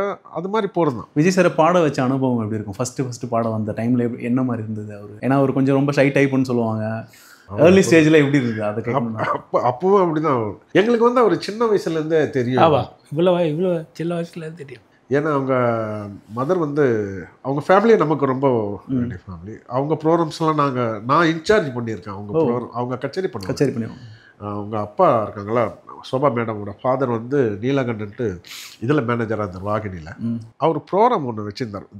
அவங்க பிரதர் சுரேந்தர் சிங்கர் சுரேந்தர். ஆமாம், சோபா. அப்புறம் அந்த அவங்க பேர் ஷீலா. அவங்க 4 பேர் வச்சு ஒரு லலிதாஞ்சலின்ட்டு ஒரு குரூப் வச்சுருந்தார். அதுக்கு நாங்கள் தான் இன்சார்ஜ். அவர் வந்து என்கிட்ட சொல்லிவிட்டோம், நாங்கள் ஆர்கெஸ்ட்ராவுக்கு சொல்லி இன்ஃபார்ம் பண்ணி அப்போல்லாம் சைக்கிள்லேயே போயிட்டு எல்லாருக்கும் ஆர்கெஸ்ட்ராக்கெல்லாம் சொல்லிவிட்டு வந்து அன்றைக்கி கச்சேரிக்கு ஆர்கெஸ்ட்ரா செட் பண்ணிட்டோம்னா அவர் பேமெண்ட் எங்களுக்கு கொடுத்துருவார். நாங்கள் பிரித்து இவங்களுக்கு ஆர்கெஸ்ட்ராக்கெல்லாம் கொடுப்போம். அந்த ஒர்க் பண்ணிட்டு இருந்தோம். அவங்களுக்கு அப்போலேருந்தே விஜய் அவர்கள் சின்ன வயசில் வருவாங்க. நாங்கள் சோபா மேடம் கூப்பிட்டு வருவாங்க. அப்போ பார்த்துருக்கோம். அவர் சந்திரசேகர் சாரும் வருவார். போட்டு வருவார் விஜய். ஆமாம், அவசரம் போட்டிருப்பாரு, ஆஃப்டர் போட்டு வர்றாரு. அப்போ ஒரு ப்ரோக்ராம் கங்காமரன் அவங்க சிஸ்டர் ஒரு சின்ன வயசுல இறந்துட்டாங்க. ஆமாம், வித்யா. ஸோ அதுக்கு ஒரு ப்ரோக்ராம் பண்ணாங்க எங்கன்னா கேக்க நகரில். கங்காமரன் சார் பண்ணார் ப்ரோக்ராம். ஸோ அந்த பாப்பாவோட ஃபோட்டோ வச்சு ஒரு பெரிய ப்ரோக்ராம். அப்போல்லாம் உள்ளே தான் இருந்தார் விஜய் சார். வருவார். அப்போ எப்படி இருந்தாலும் யார்கிட்ட இருந்தாலும் அவர் ஷையாக தான் இருப்பார் விஜய் சார். ரொம்ப பேச மாட்டார், ரொம்ப எதுலேயுமே தலையிட மாட்டார், தொந்தரவே பண்ண மாட்டார். அந்த மாதிரி அவருடைய கேரக்டர். அவர் ஃபர்ஸ்ட் பாட போகும்போது நீங்கள் தானே கூட இருந்திருப்பீங்க அந்த டைமில்? இல்லை நான் சபேஷ் இருந்திருப்பேன்ல, பம்பாய் சிட்டி சுக்கா ரொட்டின்னு ஒரு பாட்டு. நான் வேற ஷிஃப்ட்டில் இருந்தேன். அப்போ டபுள் ஷிஃப்ட் ரொம்ப இருக்கும். அவர் வந்து பாடுறது எனக்கு தெரியாது. ஸோ கிருஷ்ணராஜ் வாய்ஸ் மிக்சிங் வந்து அண்ணனும் கிருஷ்ணராஜ் சார் அவங்க 2 பேரும் தான் பண்ணுவாங்க. தஞ்சாவூர் மண் எடுத்து பாடுறாரு. அவர் தான் வாய்ஸ் மிக்சிங்கில் நாங்கள் இருக்கப்பட்டோம். வாய்ஸ் மிக்சிங் எப்போனா தான் நாங்கள் போவோம். மற்ற நாளில் கிருஷ்ணராஜ் சார் மெயினாக இருப்பார். அண்ணன் வந்து பார்த்துக்குவார் வந்து. ஏன்னா அவர் வேற கம்போசிங்கில் இருப்பார். பாடம் எடுக்க சொல்லிட்டு இவர் வந்து பார்த்துக்க கீழே தான் வரும் வந்து செந்தூர பாண்டி ஆர்ஆர்லாம் நீங்கள் இருந்தீங்க ஆர்ஆர் டைமில் நீங்கள் இருந்தீங்களா? அப்போது வந்து அவருடைய நடிப்பை பார்க்கும்போது இவர் இந்த ஒரு பெரிய உயரத்தை அடைவார்னா அப்போ அந்த ஃபீல்லாம் கண்டிப்பாக தெரியும். ஏன்னா அந்த அந்த அளவுக்கு ஒரு இன்வால்வ், ஏன்னா அவங்க அப்பா ஒரு பெரிய டைரக்டர்ல, ஸோ எப்படியும் கொண்டு வந்துடுவார் பையனை. அது எவ்வளோ போராடி இருக்கார். அப்போ எப்படியெல்லாம் எழுதுனாங்க அவரை பற்றி பேப்பர்ஸில், ரொம்ப மட்டமெல்லாம் எழுதுனாங்க விஜய் சாரை. அவர் ஒரு ஃபேஸ், அவர் முகமா அதுக்கு இதெல்லாம் இருந்தாங்க. இன்னைக்கு அவர் முகத்தை காட்டினா போதுன்ற அளவுக்கு இருக்காங்கல்ல. அதுதான் டிஆர்பியே இப்போ. அப்படியெல்லாம் பேசி அதெல்லாம் கஷ்டப்பட்டு வந்தவர் தான் அவர், கடந்து வந்தவங்க. ஒன்ஸ் மோர் படத்தில் கூட ஒர்க் பண்ணியிருப்பீங்க சார். அதில் சிவாஜி சார் கூட சேர்ந்து நடிச்சிருப்பாரு. ஆமாம். அந்த படத்தில் ஒர்க் பண்ண அனுபவங்கள் அது எப்படி இருந்தது? அந்த அதுலேயுமே பாடல் பாடியிருப்பார்ல விஜய் சார் அவர்கள். அப்போ என்னன்னாக்கா இது தனியாக அது தனியாலாம் நாங்கள் பார்க்க மாட்டோம். எப்படின்னாக்கா அவ்வளோ டென்ஷன் ஒர்க்கு. ஸோ போய் பார்த்துட்டு அந்த படத்தோட அந்த படத்துக்கு என்னன்றது அந்த இதில் தான் இருக்கும் மைண்டு. ரொம்ப உன்னிப்பெல்லாம் இது போயிருக்க மாட்டோம் நாங்கள். நெக்ஸ்ட்டு தேவா சார்னாலே வந்து கானான்ற ஒரு லேபிளுக்கு இருக்கும். அதுதான் வந்து இப்போ வரைக்கும் அடையாளமாக பண்ணுறாங்க. ஆனால் அதை தாண்டி எக்கச்சக்கமான மெலோடி பாடல்களை வந்து கொடுத்துருக்காரு. ஆனால் அது யாரும் பெருசாக கொண்டாடப்படலை. ஏஆர் ரஹ்மான் பாட்டுன்னு நினச்சி நிறைய பேர்லாம் சொல்லியிருக்காங்க. ஸ்டில் இப்போ வரைக்குமே அந்த பாடல்கள் ஒரு லிஸ்ட் எடுத்திங்கன்னா ஒரு நம்ம வந்து ஒரு மாதிரி சிலுத்து போகலாம். அந்த மாதிரி பாடல்லாம் கொடுத்துருக்காரு. அது வந்து சரியாக மக்கள் வந்து கொண்டாடப்படலைன்ற ஒரு ஏக்கம் என்னைக்காவது இருந்திருக்கா சார்? நீங்கள் எல்லாருக்கும் இருக்குது சார், நமக்கே இருக்குது. ஏன்னா நம்ம வந்து அதான் இப்போ ஒரு படத்தில் ஒரு 3-4 மெலோடி இருந்தால் ஒரு குத்து சாங் தான், அந்த குத்து சாங் தான் எல்லாம் போட்டு பார்க்குறாங்களே கண்டி. நீங்கள் டிவிலே பாருங்கள், மெலோடி சாங் ரொம்ப போட மாட்டாங்க. அந்த குத்து சாங் தான் போட்டு போட்டு போட்டு போட்டு, ஏன்னா டான்ஸ் மூமெண்ட் இருக்கிறதுனால ரசிக்கிறாங்கன்றதுனால அதை போட்டு போட்டு இதை டம்மியாக ஆக்கிறாங்க. அது இந்த பக்கம் போக மாட்டாங்க மெலோடி. எவ்வளோ படத்தில் நீங்கள் பார்த்தீங்கன்னா ரொம்ப நல்ல சாங்ஸ் எல்லாம் இருக்கும். அது ஹிட் ஆகாமல் போயிடுற காரணமே இது தான் சார் மெயின். ஏன்னா நேருக்கு நேர் படத்தில் அந்த எங்கெங்கே பாடல்கள்லாம் என்னன்னா அந்த மாதிரியான ஒரு கம்போசிங்காக இருக்கும். நிறைய பாடல்கள் வாலி படத்தில், குஷி படத்தில் எல்லாமே வந்து அருமையான பாடல்களாக இருக்கும். எனக்கு அது ஒரு ஏக்கம் இருந்தால் தேவாசாரமே அதை சொல்லியிருப்பாரு. நான் சூரியன் எஃப்எம்ல ஒரு தடவை கேட்டுட்டு இருந்தேன். நான் வந்து கானா பாடல்கள்லாம் பாடுன்றேன்னு சொல்லிட்டு இருக்காங்க, ஆனால் அதை தாண்டி மெலடி நிறைய பண்ணுவேன் அப்படின்ற மாதிரி அவரே ஒரு ஏக்கத்தோடு சொன்ன மாதிரி இருந்தது. நான் அது எப்படி ரிஃப்ளெக்ட் ஆகுன்ற ஒரு கேரக்டராக தான் கேட்டேன். நிறைய அம்மன் பாடல்கள்லாம் வந்து உங்களுடைய டைமில் தேவாசரோட ஒர்க் பண்ணும்போது பண்ணியிருந்தீங்களா சார்? அது அந்த அனுபவங்கள்லாம் எப்படி இருந்தது? இப்போ வரைக்குமே அந்த ஆல்பம் சினிமாவிலுமே நிறைய பாடல்கள், கோட்டை மாரியம்மன் படம், எட்டுப்பட்டி ராசால ஒரு பாட்டு இருக்கு. ஏன்னா அந்த பாட்டுல இப்போ வரைக்கும் ஓடிட்டு இருக்கு. அதை வந்து வைப் பண்ணிட்டு இருக்காங்க. சாமி பாடலை தாண்டி அந்த மேற்கு சீமையிலன்னு ஒரு பாட்டு இருக்கும், நல்லா இருக்கும். மேற்கு சீமையில அந்த பாட்டு தான் எட்டுப்பட்டி ராசா. எட்டுப்பட்டி ராசா அந்த பாடல் இப்போ வந்து டிஜே ரீமிக்ஸ்லாம் பண்ணி அது வேற லெவலுக்கு. அதெல்லாம் அந்த மாதிரி பாடல்கள் பண்ண அனுபவங்கள் எப்படி சார் இருந்தது? அந்த அண்ணன் வந்து அது பாடிட்டு அம்மானு வர அப்படியே ஒரு வைப் இருக்கும். அதெல்லாம் அது ஒரு பயமா இருக்கும். சில் அந்த பாட்டு நான் அடிக்கடி கேட்டிருக்கேன். அது ஒரு வேற மாதிரியான அம்மன் பாடல்கள் நம்ம நிறைய கேட்டிருப்போம். அதை தாண்டி அது இது வேற மாதிரி இருக்கு. நம்ம நான் அடிக்கடி கேட்பேன் அந்த சாங். இந்த சாட்டையில அடிச்சுக்கிறப்போ வர மொமெண்ட்லாம் ரொம்ப நல்லா இருக்கும். கஸ்தூரி ராஜா சார் படம் எட்டுப்பட்டி ராசா நல்ல படம். அது அதில் தான் பஞ்சு மிட்டாய், பஞ்சு மிட்டாய், சிலை கட்டி, அது இப்போ வரைக்கும் ரீமிக்ஸ் பண்ணி நிறைய படங்கள் யூஸ் பண்ணுறாங்க. அதுவும் நல்ல ஹிட். அது படமே நல்ல ஹிட். அப்போ வந்த படத்தில் நெப்போலியன் சாருக்கு பெரிய ஹிட். அது நெப்போலியன் சாரை பாட வச்சிருப்பீங்க அந்த படத்தில். எட்டுப்பட்டி ராசா கொஞ்சம் காதை கொடுங்க லேசான ஒரு பாட்டு இருக்கும். அது எப்படி இருந்தது அந்த அனுபவங்கள்? அது கொஞ்சம் டைலாக் மாதிரி தான் இருக்கும். டைலாக் கொஞ்சம் ஈஸியாக ஸ்டார்டிங்கில் மட்டும் பல்லவியில் மட்டும் கொஞ்சம் லைட்டாக பாடுற மாதிரி. அதுக்கப்புறம் பாடியிருப்பாரு. கொஞ்சம் சபேஷுக்கு ரொம்ப ஃப்ரெண்ட் அவர். ஆமாம், அவர் ரொம்ப சினிமாவை தாண்டி ஒரு ஃப்ரெண்ட் அவர் சபேஷுக்கு. எனக்கும் ரொம்ப பழக்கம். அதனால அவர் ரொம்ப ஜாலியாக வந்து வருவார், ஜாலியாக பேசிட்டு தான் இருப்பார். அப்படி தான் அது அதுலேயும் பேசி தான் போயிருப்பார். பாடுற மாதிரி அந்த ஓப்பனிங்கில் மட்டும் இருக்கும். அடுத்து வந்து நிறைய ஸ்வர்ணலதா கூட வந்து ஒர்க் பண்ணியிருக்கீங்க. அவங்க வாய்ஸ் வந்து ஒரு யூனிக்கான வாய்ஸ். இப்போ வரைக்கும் நிறைய பேர் ரொம்ப மிஸ் பண்ணுறாங்க. அவங்க பாடல்கள் என்ன மாதிரியான அனுபவங்கள் சார் அவங்க கூட இருக்கு? என்ன வாய்ஸ் சார் அவங்க. இப்போது சித்ராமா சொல்லுவாங்க கட்சியில், அவங்க வாய்ஸ் வந்து கோல்டன் வாய்ஸ்ன்னுவாங்க. ஏன்னா அப்படி ஒரு பாட்டு நீங்கள்லாம் இப்போ கேட்டிங்கன்னா பாஞ்சாலங்குறிச்சியில் கூட ஒரு சாங் பாடியிருப்பாங்க. அதில் எவ்வளோ பாட்டு இருந்தால் கூட ஒரு பாட்டு ரொம்ப அதே மாதிரி ராஜா சாருக்கு ஒரு பாட்டு ரொம்ப அருமையான சாங். மாலையில் யாரோ அந்த பாட்டு அப்படி கேட்கும் போது அப்படியே அதிரும். அது என்னுள்ளேன்னு ஒரு பாட்டு இருக்குமா, அந்த பாடம் என்னுள்ளே நல்ல வாய்ஸு. பாவம் உங்களுக்கு திடீர்னு உடம்பு சரியில்லாமல். உங்களுடைய கம்போசிஷன்லையும் பாடியிருக்காங்கல்ல சார் அவங்க? நிறைய பாடல் பாடியிருக்காங்க. இப்போ நிறைய படங்கள் பார்க்கும்போது வந்து இந்த படம் வந்து கண்டிப்பாக நீங்கள் ஆர்டர் பண்ணும்போதே தெரியும் இது சக்ஸஸாக இருக்கும் ஆகாதுன்றது ஒரு ஜட்ஜ் பண்ணுவீங்களா சார்? இல்லை நாங்கள் பாட்டு வேலையை தொடர்ந்து செஞ்சுக்கிட்டு தான் இருப்போம். அதுனாக்கா நம்ம ஃபுல் படம் நம்ம மியூசிக்கோட பார்க்க மாட்டோம்ல. ஃபஸ்ட்டு இது போய் பார்ப்போம், டபுள் பாசிட்டிவ் பார்ப்போம், ரீரெக்கார்டிங் பார்த்துட்டு அது மட்டும்தான் ஃபுல்லாக பார்ப்போம். அதில் வந்து சில நேரத்தில் டப் பண்ண கூட மாட்டாங்க, டப்பிங் நடந்திருக்காது. சில நேரத்தில் எஃபெக்ட் கண்டிப்பாக இருக்காது. மியூசிக்கும் இருக்காது, டைலாக் மட்டும் இருக்குது சில நேரத்தில். அதை வச்சு நம்ம ஜட்ஜ் பண்ண முடியாது படத்தை. அப்படியே நம்ம ஸ்டுடியோவில் வந்தால் கூட ஒரு ரீலில் தான் நம்ம பார்ப்போம், ஃபுல்லாக பார்க்குறதுக்கு சான்ஸே கிடையாது. ஸோ அந்த ஒரு ரீல் பண்ணும்போது இந்த சீனுக்கு என்ன வேணும், இதனுடைய கண்டினியூட்டி என்ன வேணும், நம்ம யோசனைலாம் அதில் போயிடும். அப்படின்னு நமக்கு அந்த படம் இப்படி தான் வந்திருக்குது, அப்படி தான் வந்திருக்குன்னு நமக்கு தெரியாது. ஒரு படத்துடைய கதையை வந்து நம்ம பார்க்கும்போது, அந்த டபுள் பாசிட்டிவ்ல பார்க்கும்போது ஒரு சில படங்கள் வந்து ரொம்ப அற்புதமான கதையாக இருக்கும். அந்த கதை வந்து நம்மளை வந்து ஆர்ஆரில் இழுத்துட்டு போயிட்டு இன்னும் பெட்டராக கொடுக்கணுன்ற மாதிரியான மைண்ட் வருமா? இப்போ காலையில் ஆரம்பிக்க போகிற ஒரு ரெக்கார்டிங் நைட்டில் தூக்கம் வராது, அது டிஸ்டர்ப் பண்ணும் அந்த கதை. சொல்ல வந்தேன் நான். அந்த மாதிரி உங்களை தூங்க விடாத பண்ண படங்கள் ஏதாவது ரொம்ப படங்கள் உண்டு இருக்கு சார்? ரொம்ப படங்கள் இருக்கு. ஏதாவது உண்டு. அதே மாதிரி டபுள் பாசிட்டிவ் பார்ப்போம் இல்லையா, படம் நல்லா இல்லைன்னு வச்சுங்க, ரொம்ப பில்டப் பண்ணுவோம் பேசி. நாங்கள் சார் அப்படி சார் அந்த சாங் எங்கே எடுத்தீங்க, நல்லா இருக்காது படம், அதனால் நிறைய பொய் சொல்லுவோம். அது என்ன காரணம்னா, நாங்கள் போயிட்டு இப்போ நாளைக்கு ரீ ரெக்கார்டிங் சார், படம் போட்டு காட்டுவாங்க, பார்ப்போம். படம் வந்து ரொம்ப மொக்கையாக இருக்கும் நமக்கு. நம்ம அந்த இடத்துல அவங்க வந்து சார் எப்படி சார் இருக்குது படம் அப்படின்னு கேட்கும்போது நம்ம என்ன சொல்ல முடியும்? அவங்க மனசு தேத்துற மாதிரி ஏதாவது வார்த்தைகள். சூப்பர் சார், இன்னும் மியூசிக் போட்டால் இன்னும் பயங்கரமாகிடும் சார், ஆர்ஆர் போட்டால் இன்னும் நல்லாயிருக்கும். அதனால் என்ன பண்ணுவோம், அப்படிப்பட்ட படத்துக்கு வந்து கொஞ்சம் மெனக்கடுவோம், சரி மியூசிக்காவது கொஞ்சம் பில்டப் பண்ணுவோமே அப்படின்ட்டு. அப்படி இருந்தால் கூட பார்த்தாத ஓடினதான் ஓடும். காதல் கோட்டை படம்லாம் ஒர்க் பண்ணியிருந்தீங்க சார். அது அந்த படத்துடைய கிளைமேக்ஸ் ரொம்ப ஒரு புதுவிதமான ஒரு படம். அது ஹீரோயினும் சந்திக்காமல் கிளைமேக்ஸில் சந்திக்கிற மாதிரியான ஒரு, அதை நீங்கள் பார்க்கும்போது இந்த படம் எந்த மாதிரியான ரெஸ்பான்ஸ் கிடைக்குன்றது ஒரு ஜட்ஜ் பண்ணியிருப்பீங்கல்ல? நிச்சயமா அது 100 ஃபிலிம்.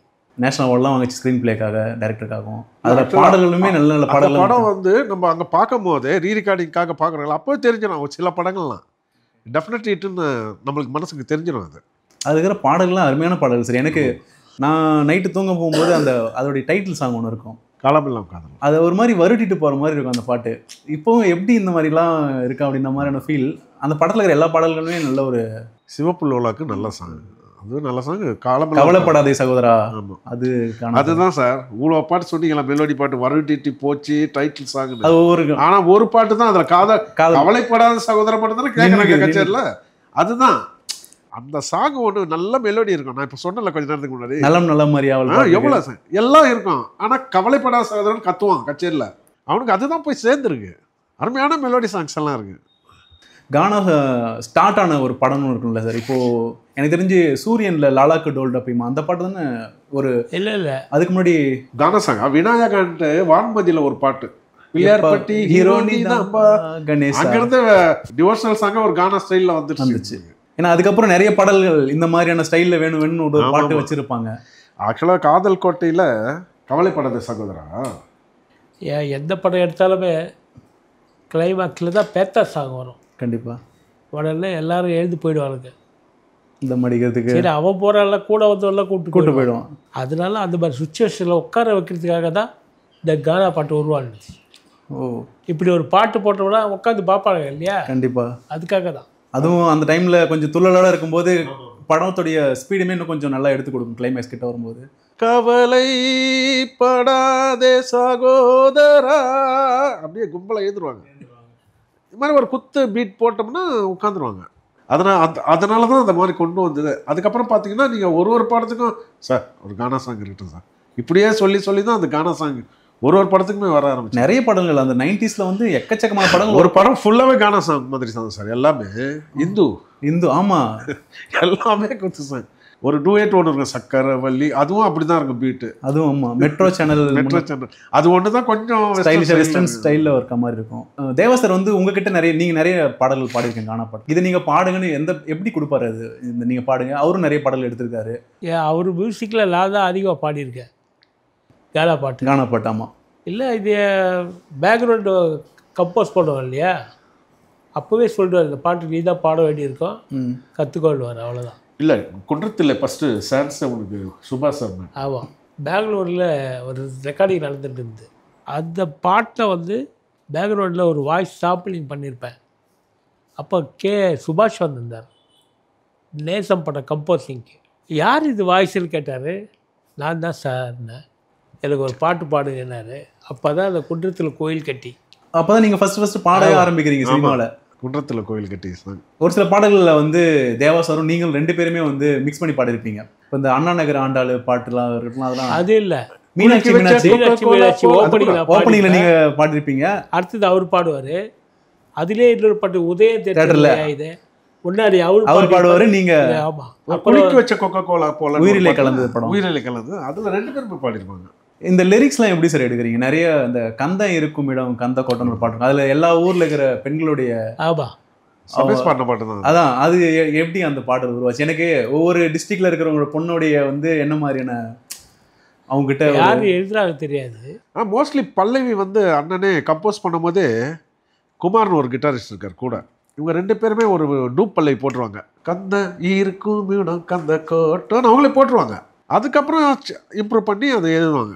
அங்கே வந்து ப்ரொடியூசர் ஓகே பண்ணணும், டைரக்டரையும் ப்ரொடியூசரும் ஓகே பண்ணுறதுக்காக இவங்கள ஒரு டூப் லிரிக்ஸ் போடுவாங்க. அதே கன்ஃபார்ம் ஆகிடும், அதே வச்சுக்கோங்க. அது மாதிரி எவ்வளோ இந்த உதய தேட்டரில் வந்து வைரமுத்து சார் எழுதுது சரணா மட்டும்தான் அவர் லிரிக்ஸ் நல்லா கண்டுபிடிக்கலாம். இந்த உதய தேட்டரில் என் இதயத்தை தொலைச்சேன், அதை தேவி தேட்டரில் இதெல்லாம் தேடி தேடி அலைஞ்சேன். எல்லா தேட்டர் சென்னையில் இருக்கிற எல்லா தேட்டரையும் உள்ள கொண்டு அவள் தேவி கல்லாவா இல்லை தேவி பாலாவா, சாத்தி கமலா பத்மா ஜெயந்தி அம்மா ராகினி ரோகிணி ருக்மணி கேட்டு சொல்லடி கிருஷ்ணவேணி தேட்டர், அதெல்லாம் இவங்க லிரிக்ஸாக இருக்கும். இவர் லிரிக்ஸ் இவரை பல்லவி இவரை கம்போஸ் பண்ணும்போது லிரிக்ஸ் போட்டுருவார் அண்ணனே. மோஸ்ட்லி சாங் அப்படிதான். அந்த உதயம் தேட்டர் இந்த பாட்டு பாடினதுக்கு அப்புறம் அந்த உதயம் தேட்டருக்கு ஒரு லேண்ட்மார்க்கே இப்போதான் இடிச்சாங்க. இல்ல அந்த உதயம் தேட்டர் கிராஸ் பண்ற போற எல்லாருக்குமே வந்து இந்த பாட்டு வந்து கண்டிப்பா மைண்ட்ல வந்துட்டு போகும். அந்த அளவுக்கு ஒரு நல்ல ஒரு ஹிட்டான பாட்டு. அதெல்லாம் உங்க லைஃப்ல இருந்துட்டு போனது வந்து ஒரு மிகப்பெரிய ஒரு இதுதான், லேண்ட்மார்க்காவே அமைஞ்சது. அருணாச்சலம் படத்துல வந்து சிங்கம் ஒன்று புறப்பட்டது என்ற ஒரு பாட்டு இருக்கும். ஸ்டில் இப்போ வரைக்குமே வந்து ஒரு மாசான ஒரு பாட்டு, அந்த பொலிட்டிஷியனுக்கு ஒரு பேக்ராப்ல கொடுக்கும் அந்த சாங்.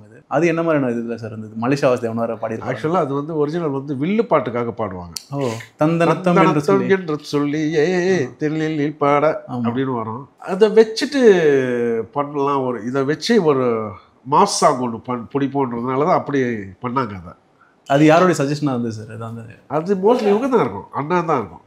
சுந்தர்சி இல்லை டேரக்டர் சுந்தர்சி. ஆமாம் சார். ஒருவேளை டைரக்டர் சொல்லிக்கலாம் இதை மாதிரி வச்சு பண்ணலாம் சார் அப்படின்னு சொல்லியிருப்பாங்க.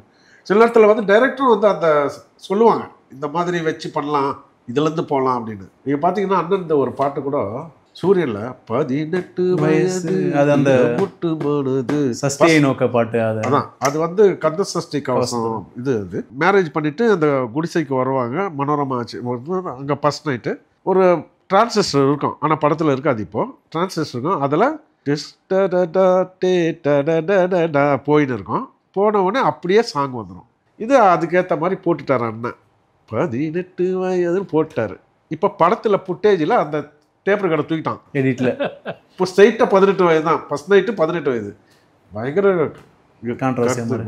பயங்கரமாயிடுச்சு. எப்படி ஃபர்ஸ்ட் நைட்டு இதில் வந்து நீங்கள் அந்த கந்த சஷ்டி அவர் சொன்ன சுச்சுவேஷன், டேரக்டர் சொன்ன சுச்சுவேஷன், இது பாடம், இதில் வந்து ஒரு பாட்டு கடைசியில் தேவா சார் கடைசியில் புட்டேஜில் சான்சஸில் தூக்கிட்டாங்க, அவர் மாட்டிக்கினார். அந்த மாதிரி சிலதெல்லாம் அப்படி தான் வரும். டைரக்டர்ஸ் தான் வந்து இந்த பாடல்களுடைய ரெஃபரன்ஸ்லாம் கொடுத்து நிறைய பாடல், ஏன்னா நிறைய ரெஃபரன்ஸ் இங்கிலீஷ் பாடல்களில் பாட்டெல்லாம் அது என்ன மாதிரியான அதுலேயும் ரொம்ப கெட்ட பேர் வந்திருக்கு. அண்ணா இதுலேருந்து காப்பி அடிச்சாரு, இது கேட்ட மாதிரி இருக்குண்ணா. அப்புறம் அண்ணன் மேலே தப்பே கிடையாது. வரவங்க வரும்போதே ஒரு சிடியோ எடுத்துகிட்டு வராங்க, ஒரு தெலுங்கு பாட்டு, சார் சூப்பர் ஹிட் சார், இவர் அதை மாற்றி போடுவார். வேணாம் சார் இதே போடுங்க சார், இப்படி சொல்லும் போது என்ன பண்ண முடியும்?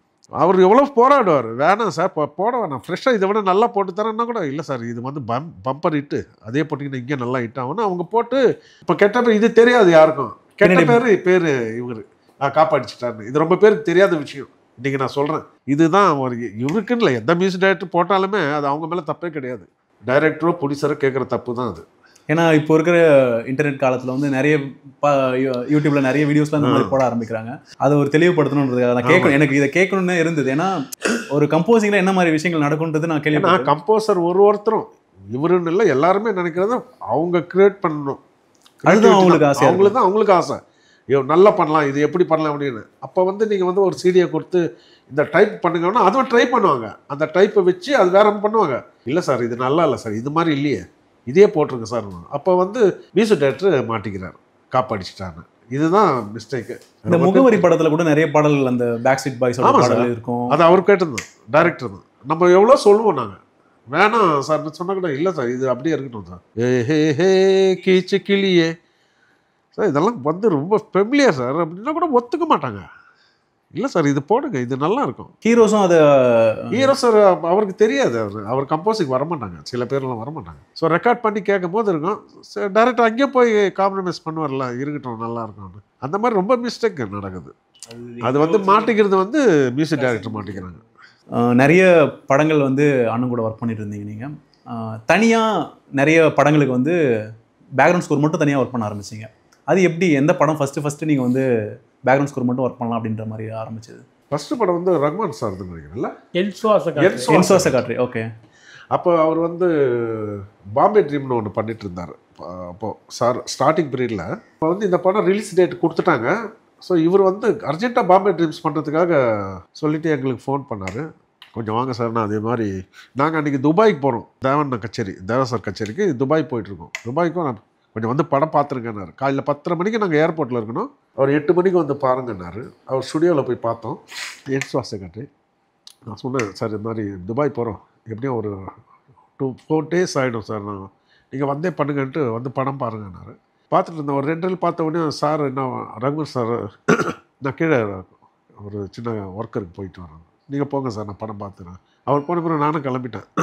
டைரக்டர் சார் எனக்கு ரொம்ப டைம் ஆகிடுச்சு, நான் வந்து பார்த்து பண்ணிக்கிறேன், வந்து தானே எப்படியும் பண்ண போகிறோம், பார்த்துட்டு ஒரு தடவை ஃபுல்லாக பார்த்துட்டு கூட பண்ணிக்கிறேன்னு பார்த்துட்டு வந்து அதுக்கப்புறம் பண்ணோம். அதை என்சுவாச காற்று பாடல் வந்து அவருடைய ஸ்டைல் இருக்கும், அதை நீங்கள் மேட்ச் பண்ணுற மாதிரியான பேக்ரவுண்ட் ஸ்கோரை அந்த ஃபீல்ட்லேயே எடுத்துகிட்டு போகிற மாதிரி அதில் என்ன டிஃபிகல்ட்டிஸ்லாம் நீங்கள் ஃபீல் பண்ணுவீங்க? இல்லை அவர்கிட்டயே நான் கேட்டேன், உங்கள் சாங்கை பேஸ் பண்ணி கொஞ்சம் ஆர்டர் பண்ணிக்கலாமான்னு கேட்டது. பண்ணிக்கணும்.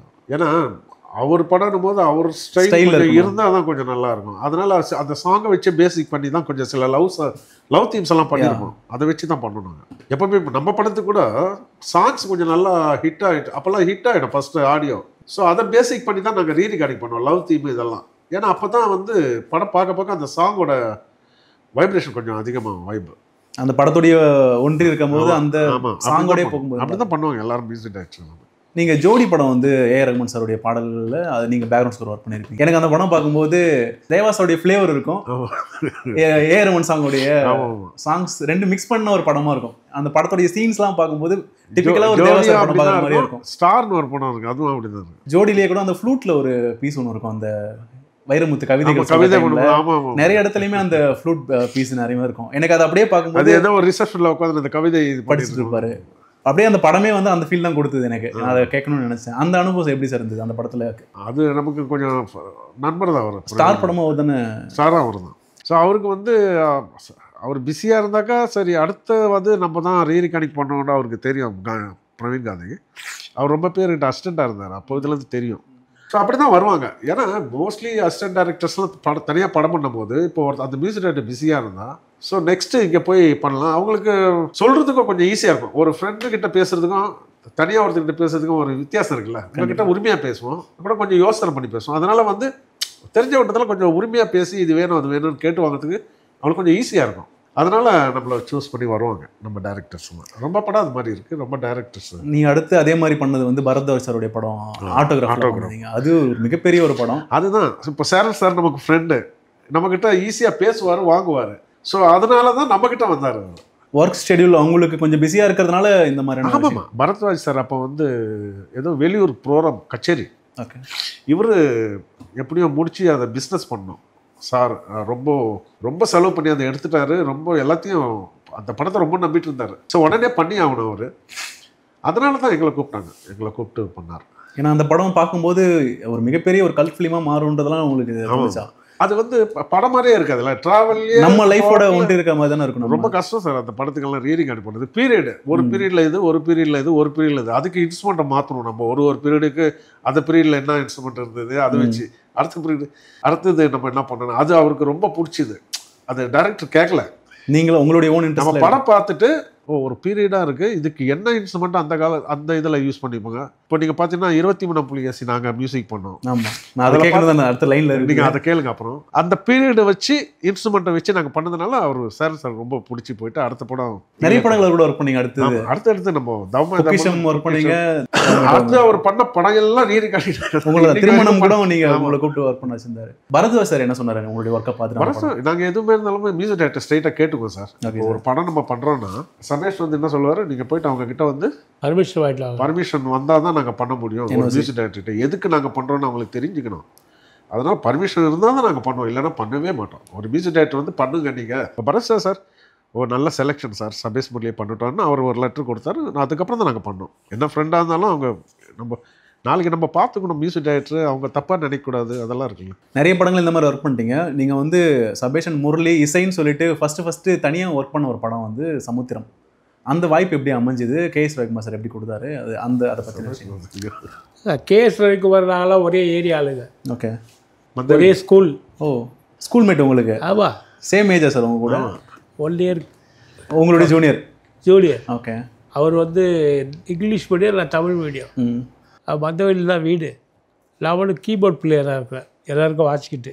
ஃபஸ்ட்டு படம் எஸ்.ஏ. ராஜ்குமார் மியூசிக்கு நான் ஒர்க் பண்ணிட்டுருக்கேன். ரகுவரன் புரியாத புதிரா. அந்த படம் ரீ ரெக்கார்டிங்கில் தான் அவரை பார்த்தேன். அப்போ தான் பேசி அப்படி பழகிட்டு இருந்தோம். இது ராஜாமுத்தியா ஸ்கூல் தானே, பக்கத்து கிளாஸ் தான், ஏ செக்ஷன் பிஏ இந்த மாதிரி. அதுலேருந்து ரொம்ப பழக்கம்.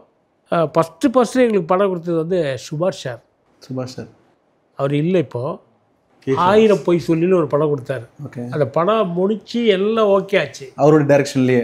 ஆமாம், அதான் ரெக்கார்டிங்லாம் முடிஞ்சிச்சு. பிரபு சார், ரம்யா கிருஷ்ணன்ல. ஆமாம். அது ரிலீஸ் ஆக போய் அப்புறம் தான் ரவிக்குமார் சார் கூப்பிட்டு கொடுத்தாரு.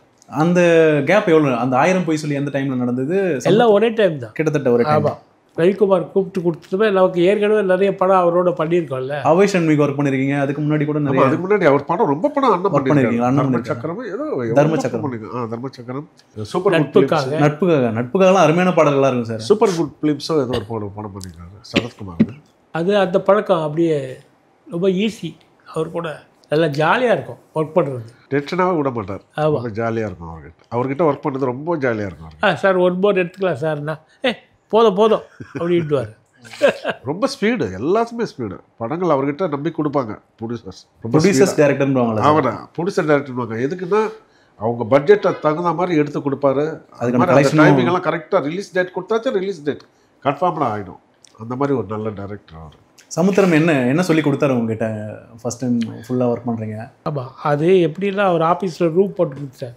உட்காந்து கம்போஸ் பண்ணிகிட்டே இருப்போம். கிட்டத்தட்ட ஒரு 35 டியூன் பண்ணிட்டு, அப்போ கேசட்டில் ரெக்கார்ட் பண்ணி அவர்கிட்ட கொடுத்துட்டு, அவர் என்ன பண்ணுவார், அந்த படத்தில் ஒர்க் பண்ண சீப் டெக்னீஷியன்ஸ்லாம் கிட்ட கொடுத்து செலக்ட் பண்ண சொன்னார்.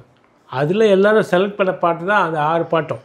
அழகான சின்ன தேவதை, அதெல்லாம் இப்போ வரைக்குமே வந்து அந்த அண்ணன் தங்கச்சி பைனாப்பிள் பண்ண வந்தது போல் அந்த படம் ரெஸ்பான்ஸ் எப்படி சார்? 100 நாளைக்கு மேலே ஓடிச்சு அந்த படம். ஃபஸ்ட்டு எனக்கு ஒரு ஷீல்டு வாங்கியிருக்குமே நாங்கள், அந்த ஷீல்டு இசை சபேஷ் முரளின்னு சொல்லிட்டு ஹிட் பிக்சர். அது அண்ணன் என்ன சொன்னார் தனியாக வந்து படம்? ஏன்னா அவங்க கூட ட்ராவல் பண்ணிருந்தீங்க. ரொம்ப நாளாக சொல்லிட்டு தான் இருந்தார் பண்ணுங்க. ஏன்னா ஸ்ரீகாந்த் பண்ண ஆரம்பிச்சுட்டாருன்னா நம்ம பண்ணல நல்லா இருக்காதுன்னு அண்ணன் ரொம்ப நாளாக சொல்லிட்டு இருந்தார். அது மூலியமாக தான் சுபாஷ் மூலியமாக தான் வந்து ஃபஸ்ட்டு அவர் ஆரம்பித்தார். பட் அந்த படத்துக்கு முன்னாடி இது வந்துருச்சு. அந்த படம் முடிஞ்சிச்சு, ஆனால் ரிலீஸ் ஆகலை. அதுக்கப்புறம் தான் சமுத்திரம் வந்தது.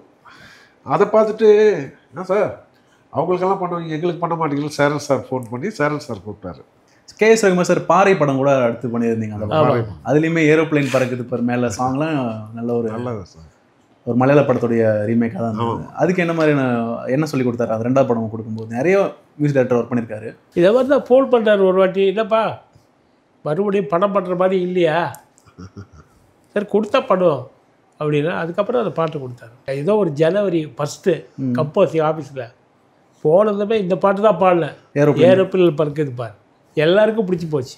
அதுக்கப்புறம் வேற ட்ரை பண்ணார்ல. ஆமாம், அது நல்லாயிருக்கும். அந்த கல்லக்கண்டா நாயக்கண்டா அதுக்கப்புறம் இது வேற ஒன்று பண்ணுனாரு. அது பண்ணி ரெக்கார்டிங்கு போனேன், செட் ஆகலை. கேன்சல் பாய். அப்புறம் மறுபடியும் ஏரோப்ளேன் பறக்க பாட்டு. அது நல்ல ஒரு பாட்டு சார். அது ஆனால் மற்ற காணாவை கம்பேர் பண்ணும்போது அது இன்னும் கொஞ்சம் மைல்டாக தான் இருந்தது. அடுத்தது இம்சை அரசன் நான் சொல்ல நினச்சேன். நீங்கள் உங்களுடைய கரியரில் வந்து ஒரு பெரிய ஒரு படம் பீரியட் படமாக கொடுத்துருந்தாங்க. அது எப்படி வந்து உங்களுக்கு அமைஞ்சது அந்த படத்துடைய வாய்ப்பு? அந்த டைரக்டருக்கு ஃபஸ்ட்டு படம் வேறு அசோசியேட் விஜய் சங்கர். ஏன்னா நாங்கள் சின்ன வயசுலேருந்து கச்சேரியில் ரொம்ப ஆர்டிஸ்டுக்கெலாம் வாசிச்சிருக்கோம். பழைய ஆர்டிஸ்ட்டு பாடினவங்க அந்த ஃப்ளேவர் நம்மக்கிட்ட கொஞ்சம் இருக்கும். அதனால் இவங்களை போட்டால் அந்த ஃப்ளேவர் கிடைக்கும் அப்படின்ற ஒரு நம்பிக்கையில் தான் வந்தாங்க. அந்த பாட்டு எல்லாமே பார்த்தீங்கன்னா ரொம்ப மெனக்கடலை.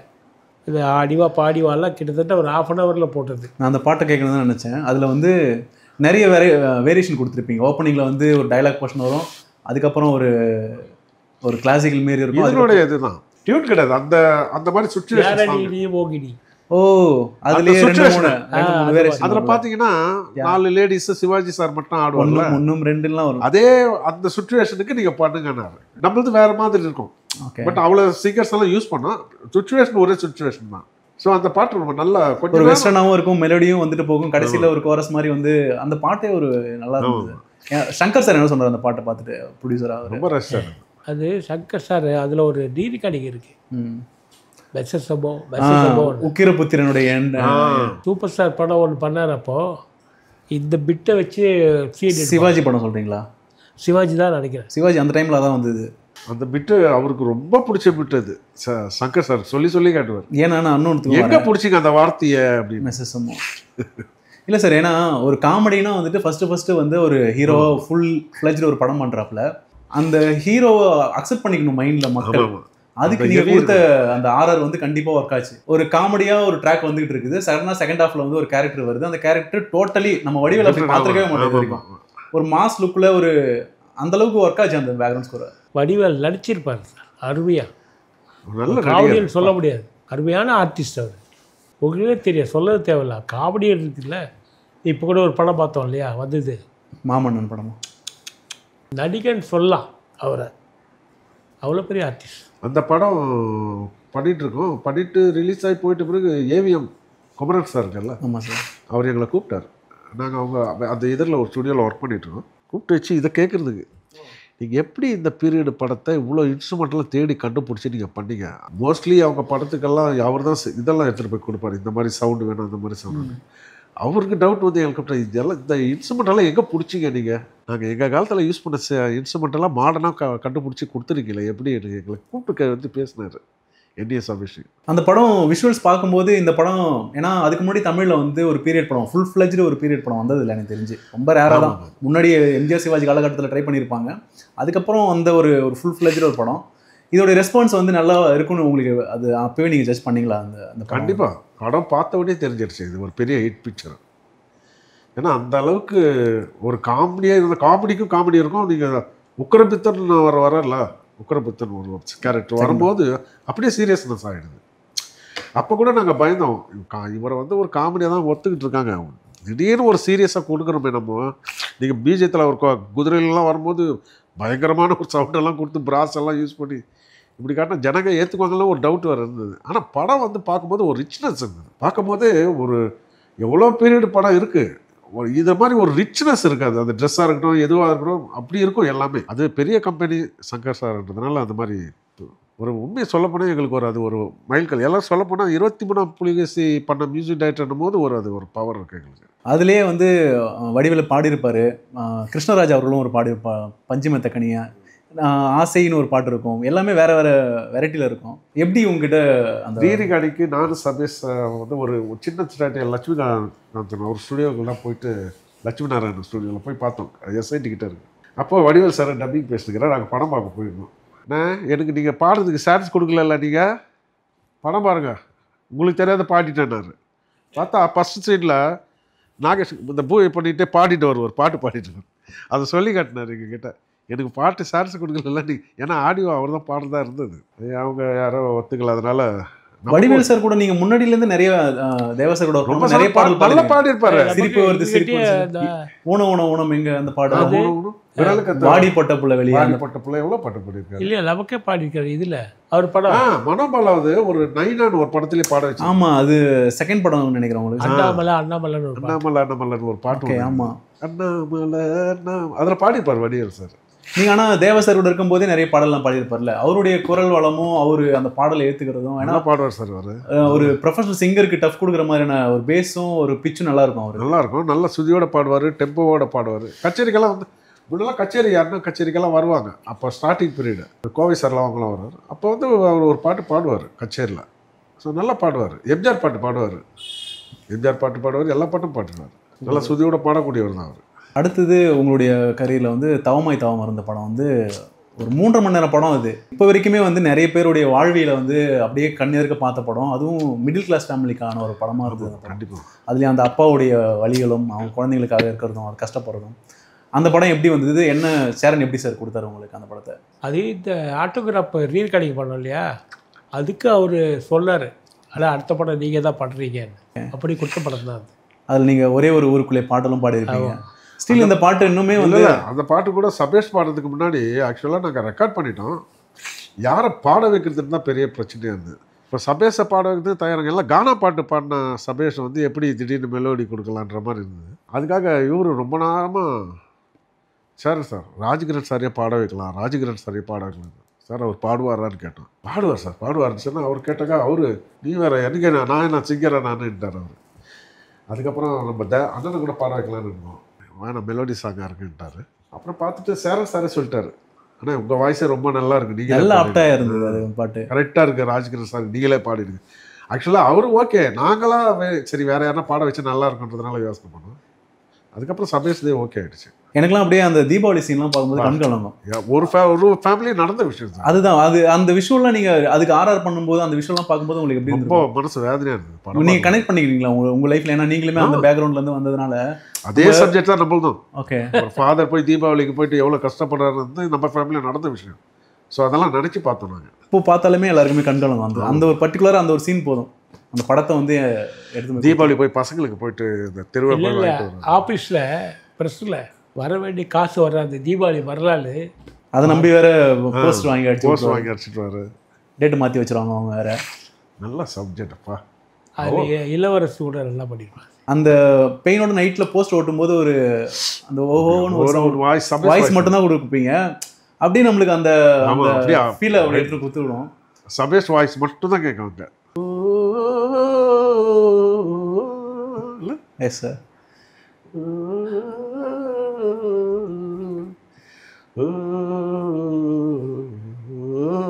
நல்லா இருக்கும் அது ரொம்ப பார்க்கும்போதே கஷ்டமாக இருக்கும்.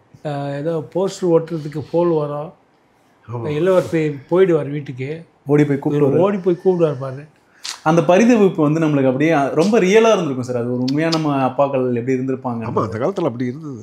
3.5 மணி நேரம் கிட்ட ஃபுட்டேஜ் இருந்த படம் இப்போ வரைக்கும் ரிலீஸும் ஆச்சு. அது சொல்லும்போது உங்களுக்கு என்ன மாதிரி ரியாக்ஷன் வந்து? நீங்கள் என்ன ஏதாவது சொன்னீங்களா? எப்படி நாங்கள் பார்க்கும்போது இன்னும் லென்த் இருந்ததா? அந்த கிளைமேக்ஸ் செட்டாக ஒரு வசதியான பிறகு அவங்கள கூப்பிட்டு அந்த கொடைக்கானல்லாம் போயிட்டு மாண்டேஜஸ்ல போகும்ல, ஃபுல்லாக லென்த் இருந்தது. இப்போ இருக்கிறது வந்து 9 minutes இருக்குது சார் இப்போ படத்தில் இருக்கிறது. அதுக்கு முன்னாடி 12:30 இருந்தது. சார் கிட்ட சொன்னால் வேணாண்ணா இது ரொம்ப ரசிப்பாங்க. இல்லை சார் ரொம்ப இல்லை, எவ்வளோ மியூசிக் நம்ம பண்ண முடியும், நம்ம சொல்லிங்களே அது ஒரு 9 feet கொண்டு வந்தார். அதை அதுவே யாரையோ கூப்பிட்டு பாட வச்சிருப்போம் நம்ம. அது ஒரு மாண்டேஜஸ்லேயே ஃபுல்லாக போயிடும்ல, அந்த ஸ்டோரி கன்வே ஆகிடும் அந்த இடத்துல. சுதா ரங்கநாதன், மது பாலகிருஷ்ணன், இன்னும் ஒருத்தர் அவர் சரத்னு ஒருத்தர் ரொம்ப பேர் பாட வச்சோம்.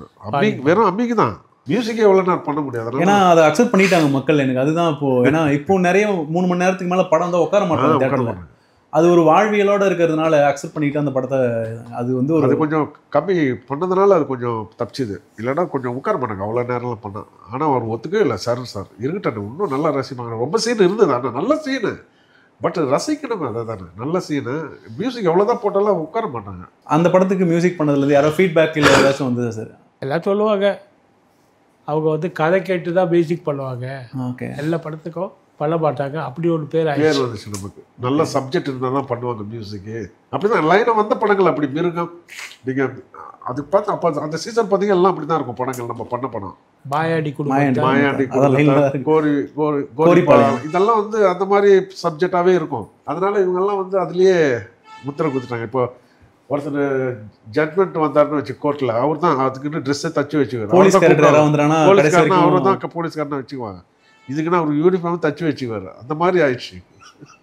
அடுத்துதான் மாயாண்டி குடும்பத்தார். அதே மாதிரி ஒரு வாழ்விலான ஒரு படம், கிராமத்து சிச்சுவேஷன். அந்த படம் எப்படி சார் வந்தது உங்களுக்கு? அது வந்து ஆக்சுவலாக பாண்டின்னு ஒரு படம் சார். அதுவும் இது மாதிரி தான். நம்ம ஆட்டோகிராஃப் பண்ணோம், அதை வச்சு நம்ம கொடுத்தரலாம். பாண்டின்னு ராசமதுரம் டைரக்டர் ஸ்ரீகாந்த் பண்ணப்பல, இவர் ராகவா லாரன்ஸ் பண்ண படம். அப்போ வந்து ஸ்ரீகாந்த் வந்து என்ன சொன்னால், கொஞ்சம் ஃபேமிலியாக கொஞ்சம் இதுவாக இருக்குது, ஃபீல் படமாக இருக்குது, கொஞ்சம் வந்து நீங்கள் கொஞ்சம் ஒரு 2-3 ரீல் ரெடி பண்ணி கொடுத்துட்டு போங்க. நான் வந்து காலையில் அப்போ நாங்கள் பயங்கர பிஸியாக இருக்கிறோம். அது ராசமதுரம் படம் தானே? ராசமதுரம். அப்போ வந்து ஸ்ரீகாந்த் வச்சு கொஞ்சம் சில இதெல்லாம் அரேஞ்ச்மெண்ட்லாம் பண்ணி கொடுத்துட்டு போகும்போதுக்கு அதுக்கு ஒரு இதுவாக நீங்கள் ஒரு படம் பண்ணுங்க அப்படின்னு ராசமதுரம் சொன்னார். ஓகே, அதுதான் அந்த படம். ஏன்னா அந்த படம் உங்களுடைய வாழ்க்கையிலையுமே நல்ல படம். ஏன்னா நீங்களுமே ஒரு 5-6 அண்ணன் தம்பிகள் அதே அப்படியே அப்படியே சப்ஜெக்ட். அது எல்லாமே டைரக்டர்ஸ். அப்படி ஒரு ஃபீல் அந்த படம். அதுல சபேசது ஒரு பாட்டு இருக்குல்ல, முத்துக்கு முத்தாகன்னு ஒரு பாட்டு, அது அந்த அன்பு சகோதரர்கள் ஏதோ ஒரு படம், பழைய படம். அந்த பழைய படம் பாட்டு தான் அது நீங்க பாடிருப்பீங்க. அது யார் சார் ஐடியா கொடுக்குறது அந்த பாட்டு? டைரக்டர். ஆக்சுவலி அது வந்து ரெக்கார்ட் பண்ணும்போது பாடுறது கிடையாது. Okay sir. சாங்ஸ் ரெக்கார்ட் பண்ணி அது வந்து ஆடியோவில் இருக்காது. ரீரெக்கார்டிங் பண்ணும்போது இந்த மாதிரி வேணும்னு சொன்னதுனால அந்த அதுக்கு லிரிக்ஸ் மாற்றி எழுதுன பாட்டு. அதுலேயும் குறிப்பாக அந்த ராஜாக்கள் மாளிகைன்னு சொல்லிட்டு அவங்க சமைச்சு சாப்பிடும்போது வரும்போது ஒரு நல்லா இருக்கும். அந்த சீனையே எலிவேட் பண்ணி வேற மாதிரி எடுத்து போய் கொடுத்துருச்சு இல்லை சார், அந்த உங்கள் வாய்ஸோட வரும்போது அது நல்லா இருந்துச்சு. அதுலேயே இடம் வந்து மெலோடியாகவும் என்ன இந்த மாற்றமும் பாடலாம் இருந்திருக்கும். ஒரு வட்ட போட்டுக்காரின்னு ஒரு பாட்டு, ஒரு பாட்டு ஒன்று பாடியிருப்பீங்க, எடுத்திருப்பீங்க. அந்த ஃபோக்லாம் எப்படி எடுத்துகிட்டு வந்தாங்க? அது யாருடைய சஜஷன்? கம்போசிங் பண்ணணும், நம்ம கம்போஸ் பண்ணலாம். ப்ராப்பர் ஃபோக் சாங் மாதிரியே இருக்கும். அது சுச்சுவேஷன் சொல்லிடுவாங்க. ஓகே, சுச்சுவேஷன் இது மாதிரி வேணும்னு சொன்னாக்க நம்ம அதை உட்காந்து அதை கிரியேட் பண்ணணும். அதில் சீமான் சார் கூட பேசாமல் இருந்து சொல்லிட்டு ஒரு பாட்டு கொடுத்துருப்பீங்க. அவர் பாடியிருப்பார். அது அவரே பாடுது. ஏன்னா அவர் பொலிட்டிக்கல் என்ட்ரிக்கு அதுக்கப்புறமா அந்த பாட்டுலாம் நல்ல மேட்ச் ஆச்சுல்ல. அது அவர் ஸ்ட்ரைட்டாக வந்து பாடி நல்லா பாடுவார். எப்படி இருந்தது அந்த அனுபவம்? அவர் கொஞ்சம் மியூசிக் நாலேஜ் உண்டு சீமான் சாருக்கு. நாங்களாம் ஒரே இதுதான், ஒரு ஜாலியாக. பாஞ்சாலங்குறிச்சி அவர் தானே டேரக்டர், அதில் ஒர்க் பண்ணியிருப்பீங்கல்ல? பாஞ்சாலங்குறிச்சி, அப்புறம் பிரபு சுபலட்சுமி ஒரு படம் பண்ணார், இனியவன் ஒரு படம், அப்புறம் ஒரு படம் பண்ணார். 3 படம் பண்ணிடுறோம். பாஞ்சாலங்குறிச்சியெல்லாம் நல்லா பண்ணிடுறோம் படம். பாடல்கள்லாம் அல்டிமேட் இருக்கும். அந்த உதட்டோர சேவைப்பின்னு ஒரு பாட்டு, அது நல்லா எப்படிட்டு. ஆர்ஆர் கூட ரொம்ப நல்லா இருக்கும். பாஞ்சாலங்குறிச்சி ரொம்ப நீட்டாக இருக்கும். எனக்கு பாஞ்சாலங்குறிச்சியில் கேட்கணும்னு நினச்சது தான் வந்து அந்த வடிவேலுடைய காமெடி போர்ஷன்ஸ்லாம் நிறைய வந்து காமெடி பிஜிஎம் யூஸ் பண்ணியிருப்பீங்க. முழிக்கிற மாதிரி பேக்ரவுண்டில் வரும், அந்த பாய வைக்கும்போது அந்த வரல. அதெல்லாம் எப்படி? நான் இதை கேள்வியாக கேட்கணும்னு நினச்சது தான். காமெடி பேக்ரவுண்ட் ஸ்கோர் வந்து என்ன மாதிரி அதை எடுக்கிறீங்க நீங்கள்? ஏன்னா இப்போ வரைக்குமே கேட்கும்போது மீம் கண்டென்ட்டுக்கெல்லாம் அதை யூஸ் பண்ணுறோம் நாங்கள் நிறைய. அப்படியா? அந்த மாதிரியான ஒர்க் எப்படி சார் எடுக்கு? அது கொஞ்சம் ரெடி பண்ணி கொடுப்போம்.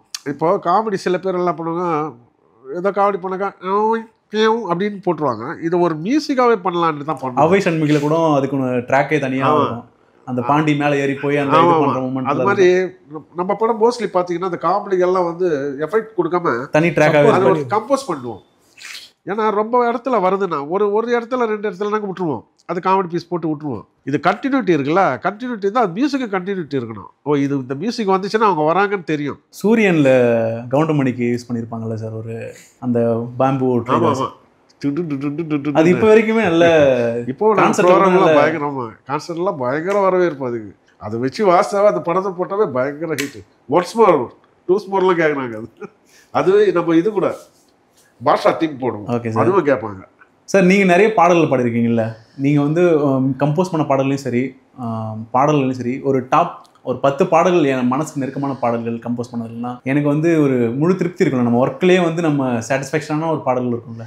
ஒரு பாட்டு பண்ணிட்டோம்னா நெக்ஸ்ட்டு வந்து அந்த பாட்டை நம்ம நானும் வச்சுக்க மாட்டோம். ஏன்னா அடுத்தது ஏதாவது பண்ணுறோம்ல, ஸோ அதை ஞாபகம் வச்சுன்னா அது திருப்பி ரிப்பீட் ஆகிடும் நமக்கு மைண்டில். ஸோ அதை பற்றி நினைக்கவே மாட்டோம். ஒன்று பண்ணிட்டாச்சுன்னா அது வந்து அதுக்கப்புறம் நெக்ஸ்ட்டு ஏதாவதுன்னா அதுக்கு போயிடுவோம். ஸோ அதனால் இது வந்து இப்படி இருக்கணும் அப்படி இருக்கணும்னு நினச்சதில்ல. பண்ணிட்ட பிறகு அதை ஒரு சேஞ்ச் பண்ண முடியாது. நம்ம பண்ணியாச்சு வந்தாச்சு, அதுக்கப்புறம் அதனுடைய தலையெழுத்து எப்படி அது ஹிட் ஆகுது அப்படி. அடுத்தது பொக்கிஷம் படம் வந்து உங்களுடைய இதில் வந்து ஒரு ஒன் ஆஃப் த ஒரு ஃபேவரட்டான ஒரு படம் நினைக்கிறேன். அதில் வந்து அந்த நிலா நீ வானம் காற்று மழைன்னு ஒரு மெலோடி ஒன்று கொடுத்துருப்பீங்க. அதில் ஓப்பனிங்கில் ஒரு இன்ஸ்ட்ருமெண்ட் ஒன்று வரும்ல சார், அது என்ன இன்ஸ்ட்ருமெண்ட் சார்? அது அந்த பாடல் எப்படி சார் அமைஞ்சது?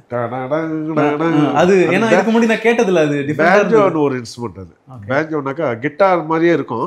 இந்த மேன்லின்னு ஒன்று இருக்கும் குட்டியா, அதுக்கு பெருசு. அது வந்து பேஞ்சோ. அது ரொம்ப வந்து அந்த முஸ்லீம்ஸ் இதுக்கெல்லாம் யூஸ் பண்ணுவாங்க. அந்த பொண்ணு முஸ்லீம்ன்றதுனால அந்த இன்ஸ்ட்ருமெண்ட் வேற ஒன்றும் இல்லை, அதுதான் ரீசன்.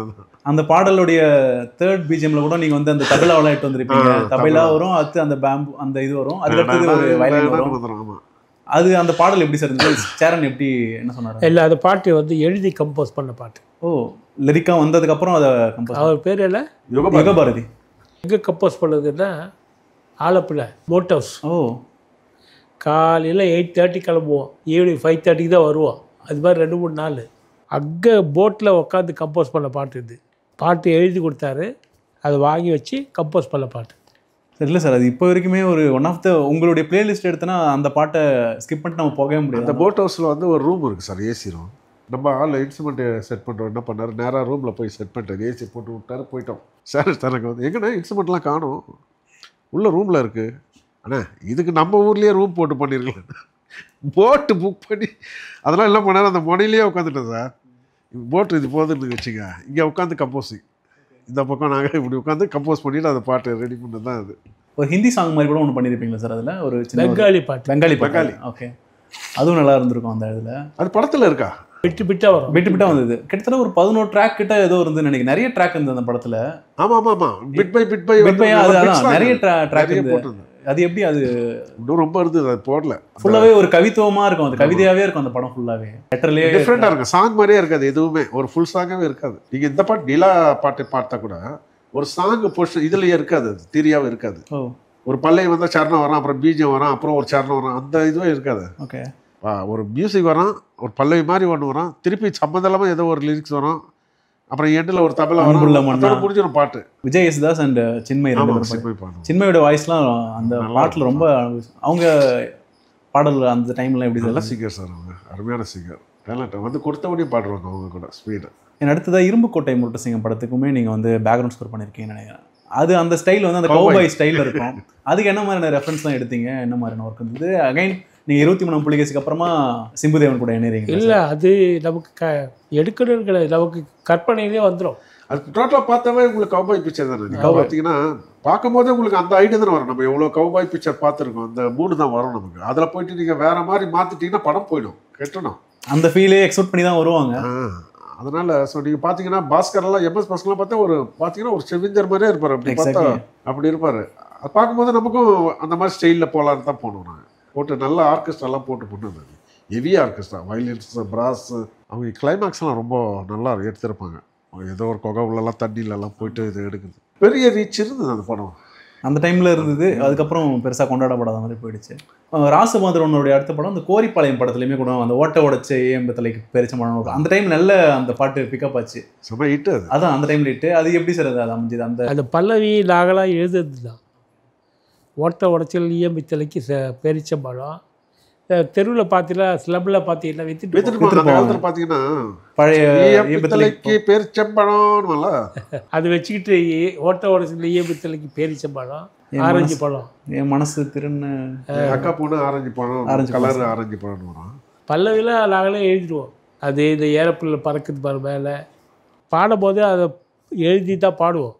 அதை கேட்டு கேட்டு கேட்டு டைரக்டருக்கு மாற்ற மாட்டாங்க. ஓ, அதுவே செட் ஆகிடுன்றதுனால அப்படியே ஃபஸ்ட் இம்ப்ரெஷன்லேயே செட் ஆகிடுன்றதுனால அதை வச்சு ரொம்ப சிரமப்பட்டு கம்போஸ் பண்ண பாடல்கள் உங்களுடைய இதில் ஏதாச்சும் இருக்கா சார்? நீங்கள் இதுக்கு நிறைய ரெஃபரன்ஸ் எடுத்தோம், இல்லை டைரக்டருக்கு வந்து இன்னும் சாட்டிஸ்ஃபேக்ஷன் ஆகாமல் தள்ளி தள்ளி போய் அந்த மாதிரியான ஒரு பாடல்கள்? அப்படி ஒரு வாய்ப்பே வரல. இப்போ ஆனால் சில டைரக்டர்லாம் பதில் சொல்ல மாட்டாங்க. நம்ம பாட்டுன்னு கம்போஸ் பண்ணிட்டு இருக்கோம், அவங்க பாட்டுன்னு ஓகே பண்ணுற மாதிரியே இருக்காது. ஃபேஸ் நமக்கு தெரியும்ல, இப்போ வாசிக்கும் போதே இந்த பாட்டு நல்லா இருக்குன்னும் போது அவங்க இல்லை. அப்படி ஒரு படம் இருக்குது, பச்சை குதிரை. பார்த்திபன் சார் படம்.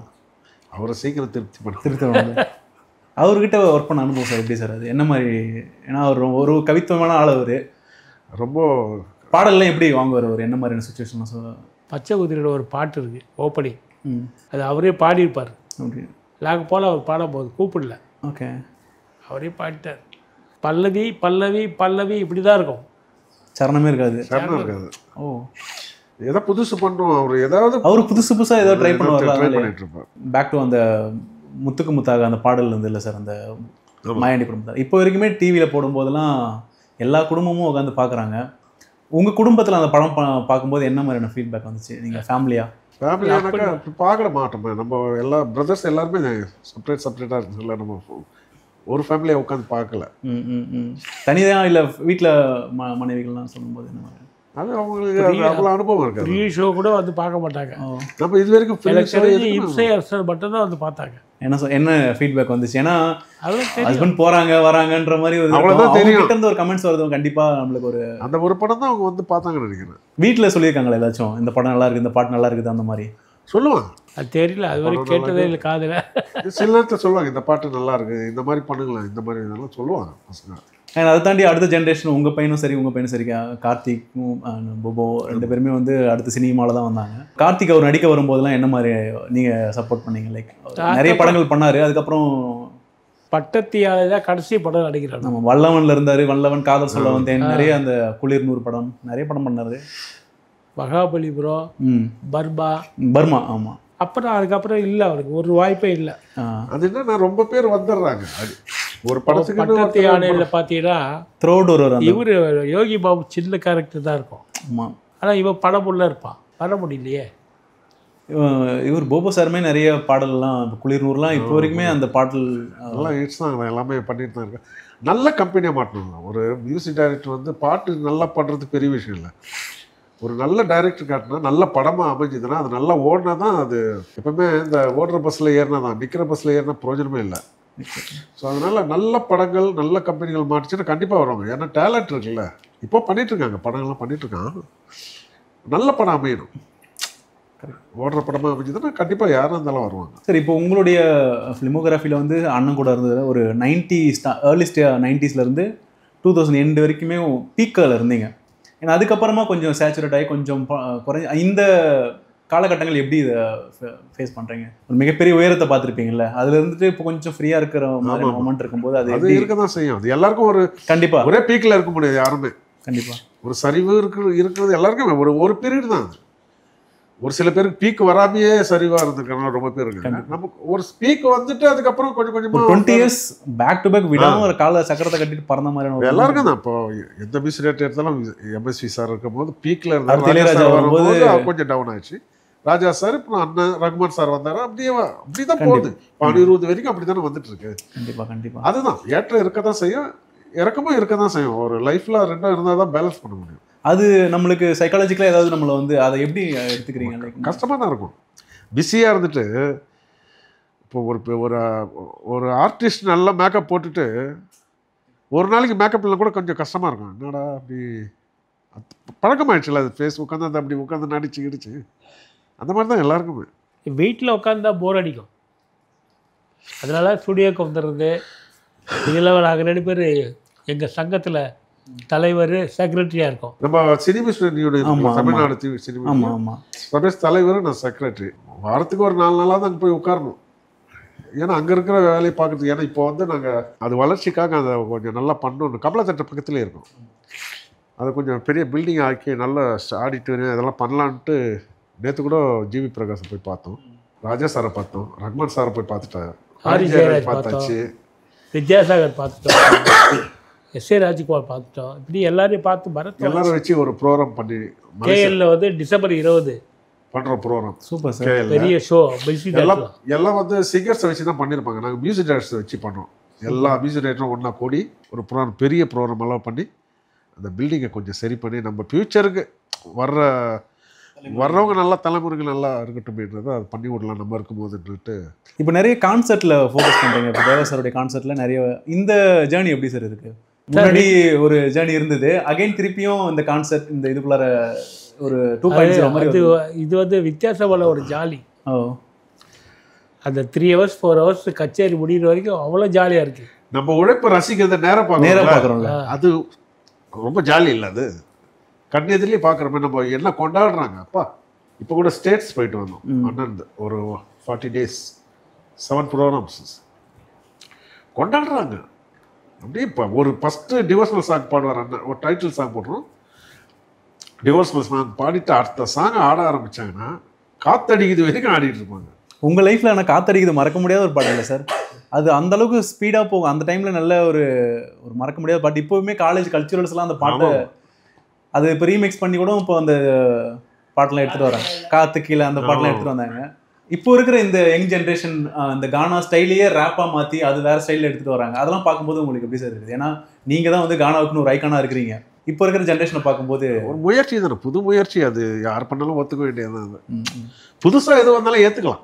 அதனால் ஆனால் நல்லா இருக்கணும். ஜனங்க அதை பார்த்து திருதுற மாதிரி இருக்கணும், கெடுற மாதிரி இருக்கணும். அப்படி பண்ணாங்கன்னா நம்ம வரவேற்கிறது தப்பு இல்லை. ஏன்னா இப்போ வர மியூசிக் டைரக்டர் இருக்கணும், எல்லாம் இருக்கணும், ரொம்ப நல்லா பண்ணுறாங்க. எல்லாருமே அருமையான மியூசிக் டைரக்டர் நல்லா பண்ணுறாங்க. ஸோ அதனால் அவ்வளோ வரட்டும், அதான் நல்லா இருக்கும். இப்போ இருக்கிற இப்போ நீங்கள் ரீசெண்ட் டைம்ஸில் கேட்ட பாடல்கள் ஏதாவது உங்களுக்கு மனசில் நிற்கிற மாதிரியான பாடல்கள் ஏதாவது இருந்ததா?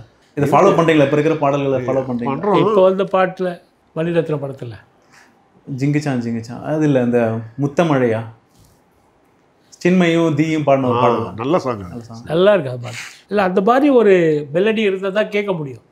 படத்தில் இல்லைன்னு கேள்விப்பட்டேன். ஆமாம் சார். இல்லை சார், வீட்டில் சின்ன பசங்கள்லாம் அது பாடுது.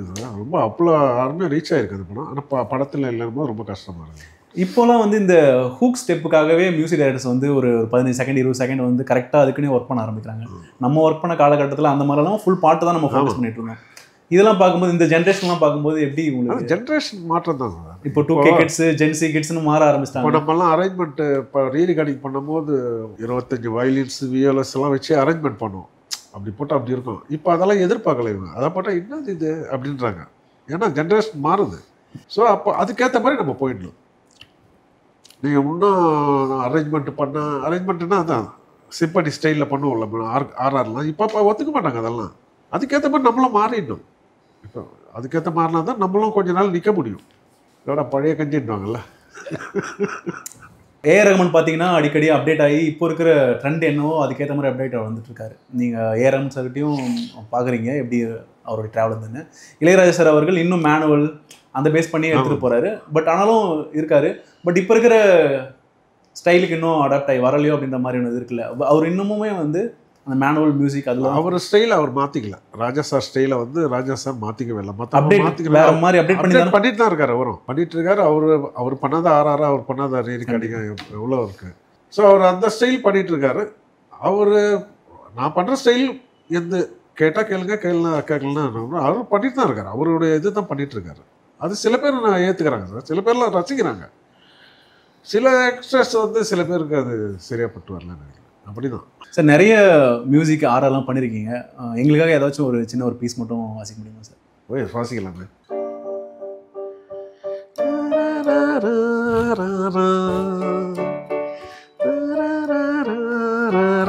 உஷி